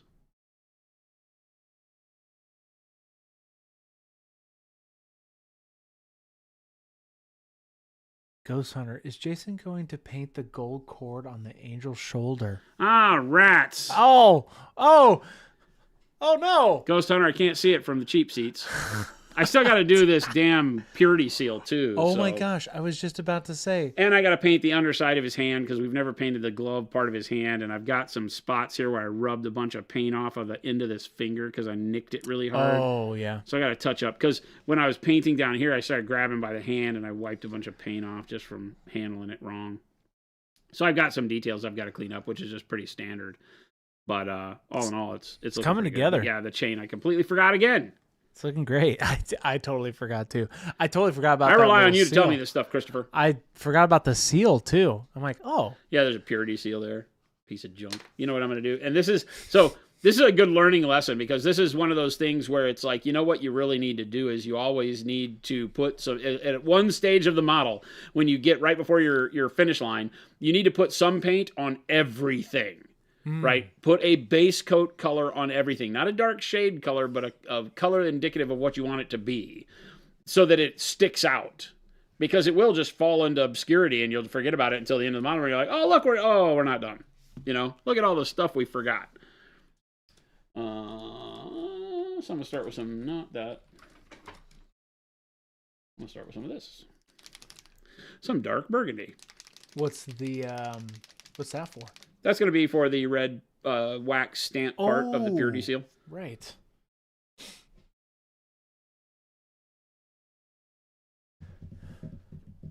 All right, now here's the true question. Ah. What are you gonna write on it? It's going to say, hey, chat, we're hiring. Hey, chat. Either that or don't eat the paint. Filthy brush lickers. Filthy brush lickers. I use my purity seals for painting politics. Political politic painting statements. Political politic painting statements. Dusty hobbies. In quotes. Cool Runnings is a great movie. Yeah. It's a great movie. Yeah, Cool Running's great. I need 100 reasons why it's bad. Huh? You're going to need 15 reasons why it's bad? I need 100 for this one. 100? Oh, my homework got harder. Chris will walk in and we'll be like, Chris, that didn't work. And he goes, I need 15 reasons why. It's a good thing. I need 15 good reasons. If you give me 15 good reasons, I will stop what I'm doing and change course dramatically. I get 15 reasons. I will alter my mind. The funny thing is it'll be for something work related, and for a brief second it makes me pause Like, and think I actually need to give him 15 good reasons why he needs to change what I just told him to change. Some of them, I'll do it. Rat bastage. I'd apply, but I can't live in a heat state again. I'll die. I don't understand. You know what's interesting? I guess I'm a freak, but I have grown to love the heat. I like heat lots better than cold. Our winters, our winters are magical. Well, we have the best weather in the world during this stretch of time. So, yes, if you can get through not even a question. The boiling ovens of, June through October. Sometimes October's not that hot, but the June, July, Augusts are pretty brutal. Yes. But once it's 110, it's all the same. Oh, yeah. Well, I mean, you hit 110, it doesn't even matter if it's 120. It feels exactly the same. I was one of those weird people. I always loved working outside in the summer. It just felt so good when you go back inside to the Well, growing up, AC. we'd be skating in 100 plus degree temperature in Texas, pure humidity, sweating our balls off the entire time and not even caring. You'd stop and you'd get like a Mountain Dew at 7-Eleven or something in a big gulp and act like you were fine. Probably spent most of my life dehydrated, Yeah. And as a kid, it didn't matter to me at all. And then I hated winter because being outside sucked. It hurt. Cold, frozen nonsense. And growing up in Texas, you weren't like a winter sport person. There wasn't anything there. And then, started playing ice hockey at a young age. And then cold wasn't as bad because you spent half your life sweating on the ice. And so, that'll change a little bit of your focus, but I still don't I don't miss the cold outside and snow and all that stuff. All these people showing us pictures of the snow. Snow is beautiful. And being in the mountains when it's snowing and sitting in a lodge by a fire and all that stuff is great. You go 2 hours that way and get it. Yeah, you go to Flagstaff and be done.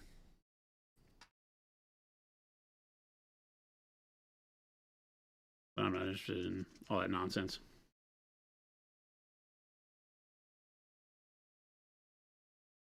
Let's see what my 500% zoom does. Oh, there it is, chat. Check out that little seal right there. This might be a dumb question. What is that? What do you mean? Like, what in the lore, what is it? Like, from an elevator pitch perspective? Oaths, and like in the 40K universe of purity seals. Yeah. It was oaths of moment for the 30K world. Okay. Right? So, various chapters had different ways of doing it. Like, some of them had, like, the locals, the humans on their planet would give them these oath papers. Okay. And they'd stick them all over their armor as they went into battle. Right? Okay. So they're just random little achechapes? Yes. Lanyap. Got him. Achechapes. Bastage. You bastage. Zambi, I think it says I already got warm flesh out here on the pallet. I don't like freezing cold, but I hate sweating so much more. I'll give Really? you that. I'll give you that one. Yeah, I mean, like big amounts of sweat is not pleasant. But I don't find myself sweating that bad in Arizona. No, it's because there's just no room to sweat. There's no water anywhere. Yeah, I think you're dehydrated, so your body doesn't have anything to sweat out, right? I will use the chisel tip of my brush to do very nice. Look at that, chat. Ooh, look at that zoom. Fine lines. Right, that will give me a texture and also Ooh. kind of allow me to lay in the idea of, text. Yeah. Now, This chat, he thing's is gonna. stupid small. He is going to write. It's so small. Whoever sculpted this didn't understand the idea of. It's like a little post-it note seal. It is. It's like, honey, bring bread home. Oops. There it is. Honey, bring some bread home, please. Don't forget to pick me up a medicine ball from Starbucks. A medicine ball. Oh, those are great. Gabe needs one of those. He does need one of those. Gabe's not feeling too good. Gabe, how you doing over there? Gabe's dead. Oh. Gabe died. Say something if you're alive. He's like, something. Now, I have two options here, chat. I can get up and just poke my head to see if he is alive, or maybe he just left. I'm getting up because now I don't know. Because he's worried. These two have a very strange relationship. He's not there. He's not there. He's not sitting at his desk. Poke him with a stick. He's off goofing around. Zambi, he's fine. He can't feel too bad. He's off goofing around. That's right. Or he's throwing up in the bathroom. No. You just I told never him. know. You just never know. Now, chat. Olive flesh. Jason did promise us he's going to write a massive letter on that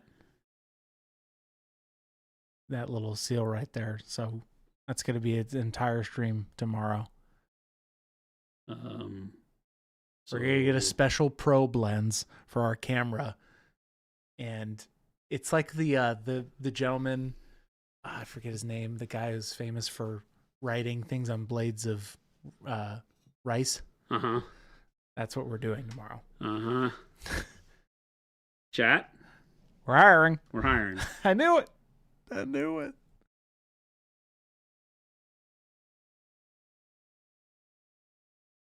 I gotta hire people that are nicer to me than this. That's my whole goal in 2025. Jason. Sir? I'm pretty nice. I'm all right. You're pretty nice. Probe lenses monument getting in the colonoscopy game? No. I have to just, I'm like assuming people like know what a probe lens is. Of course, we're going to get a probe lens, chap. It's a lens that looks like a probe.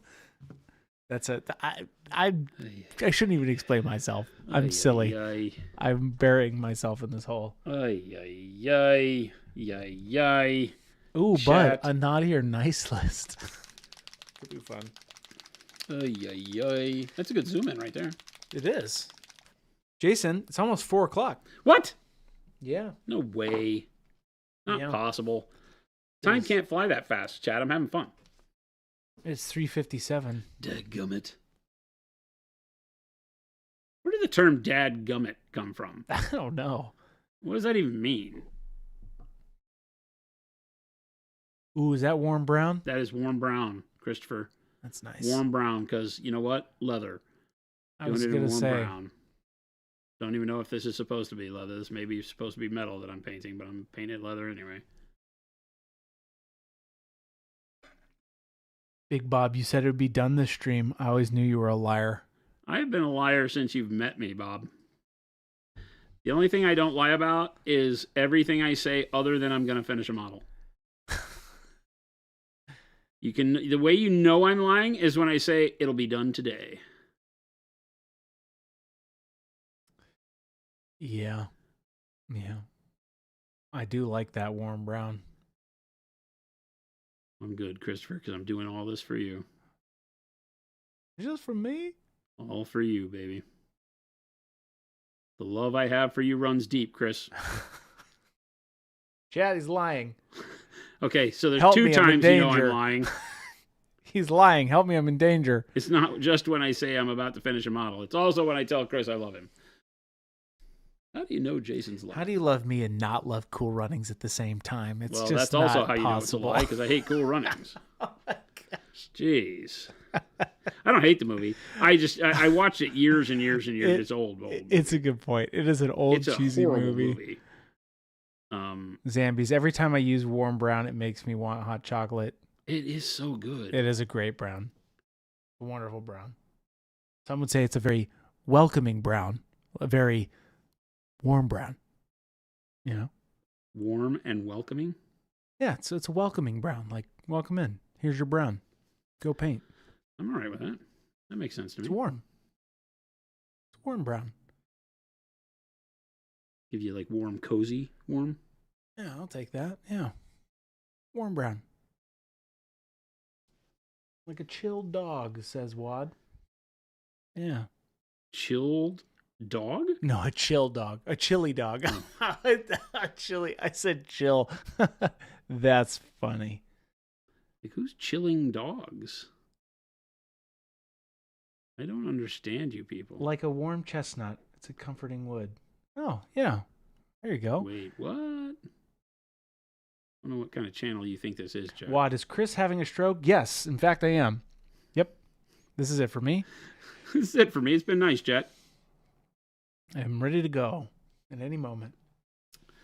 Yes, so we will have brown leather on the hilt. Only a few more things to do. The brown leather, This is great. the black inside of his palm, Jason and touching knows what some he's stuff doing. up. So I might do that off stream. I might not even let you guys see how I paint the leather. I don't know. Jason. I don't know. I might. Oh, man. You guys are being mean to me. Yeah, chat. You figure it out. Figure it out.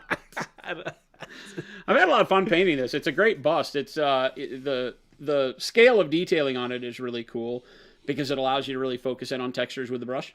It's a big thing I love. Yeah. So. No, it's a cool model because you have so many different textures on it and so many examples you can show as well. Yeah. You know. I still have not painted his pants. No, I'm not building that half of the model. This model doesn't deserve legs. Get yourself together, chat. That sounds like something Chris said. Get yourself together, chat. He also says Big Bob's Monument is now hiring. We are actually hiring. Oh no! What? If you are a graphic designer, Mm-hmm. creative, wordsmith, copywriter, we'd love to talk to you.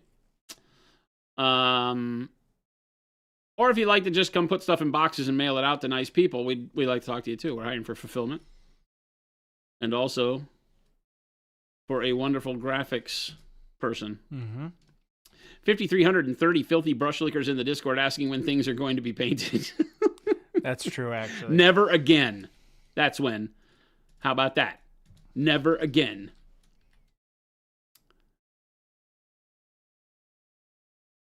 There are the links. Chris gave you the links. Fun fact, I have a degree in graphic design. Zambies, move. There you go. It's not that hot. Zambies, you would be welcome It's not here. that hot here. There you go. Phoenix, Arizona. Land of beauty and desert. Land of beauty and desert. That's Well, it. it says technically I do as well. Technically. Do you ever use it? Because I guess I should make that clear. You need to be able to use it. But you'd sweat. We keep the AC on. What do you think we are, heathens? It's only 95 degrees in here in the summer, okay? And we do have food in the food cabinet all the time. I am also kidding. We have drinks in the drink cabinet all the time. We're about to have an amazing employee lounge as we restructure our building. So now would be the time to come down. We do profit sharing. It's a great place to work. It's good. Listen to Chris. I'm not even holding a gun to his head. It's a great place to work. It's great. And he's blinking twice. It's a great place to work. It's wonderful here, chat. Technically, I have a laptop and it has MS Paint on it, so probably could figure it out, says Punisher. Hired. Nice. Done. Hired. Zambies, you can pet the dogs all you like. Anytime. Now that we have two, That's there's right. plenty to go around. Chat, I'm safe. It's okay. He's holding a gun to his kneecaps. It's a great place to work. He's fine. I swear. He's fine. He's too far away. He's safe. I could probably throw a knife at him. Blink. What? Well, you're right there. Don't do it. I mean, you wear glasses, though, so he's sort of protected. He's semi-protected. He's going to start wearing like a hard hat in the studio. That's right. Jason's throwing things at me. I gotta put up a piece of glass here. Why is my boss throwing things at me? Says, everything is great about working at Monument Hobbies except for the flying objects. That's okay. I do throw a lot of things at Gabe, so I am the culprit of I that. walked through the employee lounge today as everybody was eating lunch, and I walked through and I said, I have an announcement to make. And everybody, of course, stops eating and looks at me, and I go, I'm going to start ruling by fear. Thank you very much. And What? I'm going to start ruling by I've fear. decided I'm going to start ruling by fear and become an utter tyrant. Thank you. Feel free to ask any questions. My door is always open. I love the chain of thoughts there. Oh, he's fine. Oh, I can throw a knife. That's Welcome to Monument about Hobbies. There is not a more fun place to work on the planet except possibly Chuck E. Cheese. Chuck E. Cheese. Possibly. That's I mean, not it. or the old Chuck E. showbiz Cheese. pizza place, like animatronic, like Chuck E. musicians. Cheese. There, you know what? We're sticking with Chuck E. Cheese. Chuck E. Cheese. It's either Monument Hobbies or Chuck E. Cheese. That's it. That's Best it. two places on earth. That's they say funny. it's Disneyland, but they don't have a clue. Anybody that says Disneyland has not been to Chuck E. Cheese or Monument. The magic of Disneyland actually originated from the original Chuck E. Cheese. There you go. Just the scientifical fact for everybody. There you go. Out Proof. Live here on stream, teaching you things. And go look it up. I'm not even kidding. Go You need look to be it an up. MMA fighter to work at Chuck E. Cheese. You have to be a double MMA fighter to work at Monument Hobbies because I throw stuff all the time. Didn't they go bankrupt? What does that matter these days? Oh, there's got to be a Chuck E. Cheese out there. What Peter does that Piper matter these Pizza. Peter Piper. We have Peter Piper here. Are they like a Chuck E. Cheese? I've never been to one. I think they're the same thing, essentially. There can Like only silly be people one. in animal suits at Peter Piper. I don't know. Charles Entertainment. There's one around the corner from my house. We've never been there.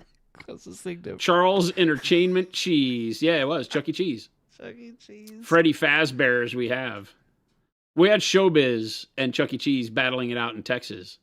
Yeah. Showbiz had the animatronic band that would play music and scare the hell out of the children.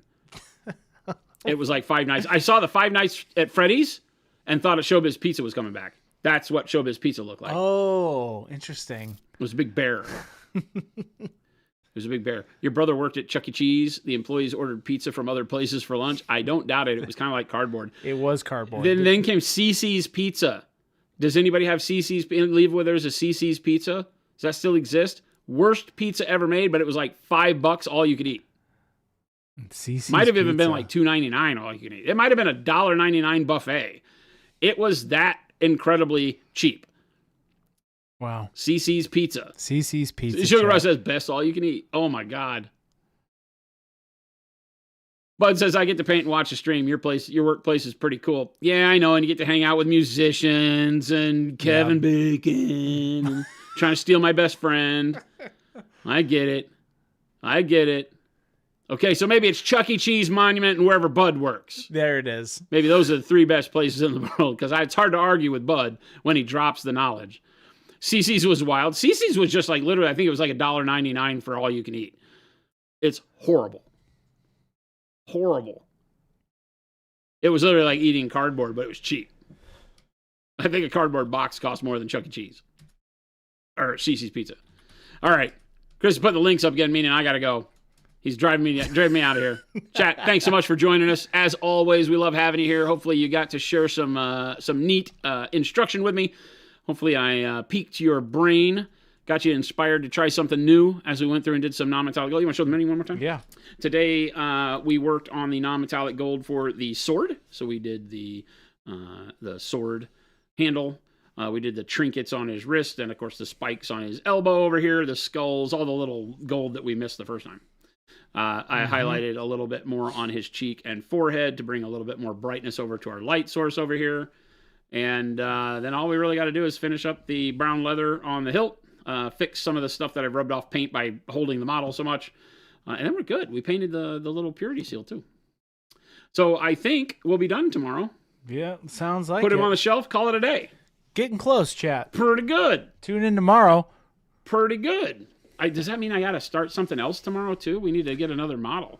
Hey, chat, I was thinking of something, by the way. This is a shower thoughts with Jason. Oh. I was thinking that maybe we have chat kind of, it's hard to do at the beginning. Yeah. But if we start building it up on our Discord, which one of the links Chris put in chat is to our Discord channel. We'd love to have you show up over there. It's over 5,000 amazing artists just like you guys. And it's a great way to hang out with the Monument crew, meet friends, get inspired in general painting stuff and in the hobby. But I was thinking maybe we put a poll up monthly over on the Discord where people could say what techniques are they looking for, and if they have model ideas that go with those techniques, and we could kind of have that drive the content for the next couple of weeks. Yes, 100%. We would have to have enough time to be able to like get a model if it's something where you're like, oh, there's this new thing from GW I'd like to see you paint, and it made sense and we wanted to do it. It was rule of cool. Then we need time to purchase, get it in, get it prepped and all that. But if we build up enough of a backlog of ideas from you guys and gals, so if you're interested, we'll start a channel over in the Discord. So no, that's a great idea because it also gives us some perspective of like this one specifically had so many different techniques we did on it. Yeah. You know, so if you're looking for specifics, that's how we can get really because a lot of people want to see the same things, painting cloth, whatever, and then we might pick a model that makes sense of all of that. But I think it's kind of cool. 40 clan rats in a single stream, not me. Sorry, you have the wrong person. We did that with Jordan on Friday. For 5 models. Orky Fish Meat says do a Battletech or Halo Flashpoint figure.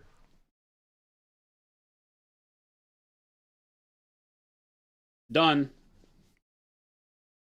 We've painted more Battletech than you can imagine. You've painted, I should say you obviously, but you've painted so much Battletech. Yeah. You can go back and watch those VODs. Whatever you call it, the 90 or 105 millimeter Timberwolf that came in the last Kickstarter, the custom model, but we just painted him a couple months back on stream. We do a lot of Battletech. Halo, I have not done any of the Halo stuff, but the Mantic guys are good friends, so we could probably get some models from them. Yeah. Cool. I like that. That's a great idea. Yeah, so think about it, and we'll start talking about it in Discord. But anyway, we will be back again tomorrow. Remember, we stream 5 days a week, Monday through Friday, from 2 p.m. to 4 p.m. Mountain Standard Time here in Phoenix, Arizona at Monument HQ. We'd love to see you back. Hit that follow button. Make sure you keep up with all of our great stuff. All the other links there will lead you over to the Monument store where you can buy Pro Acryl, Pro Series brushes, all the other amazing hobby products we make. Also, the FLGS link where you can go link up with stores closer to you in your area. Please support your local store. They do all the real work. Bring communities together, support the hobby, teach you how to play and paint. Great stuff. Great resource for anything you can need. Meet friends, all that great stuff. Some of them even have restaurants and bars. Yeah. Pretty crazy. So check out your local gaming store. Stick around. We are going to find somebody to raid. Christopher's going to shove us all over there. Show some love in the channel we wind up in. Keep your hobby spirit going for the rest of the evening, and we'll catch you back here tomorrow. Adios, gang.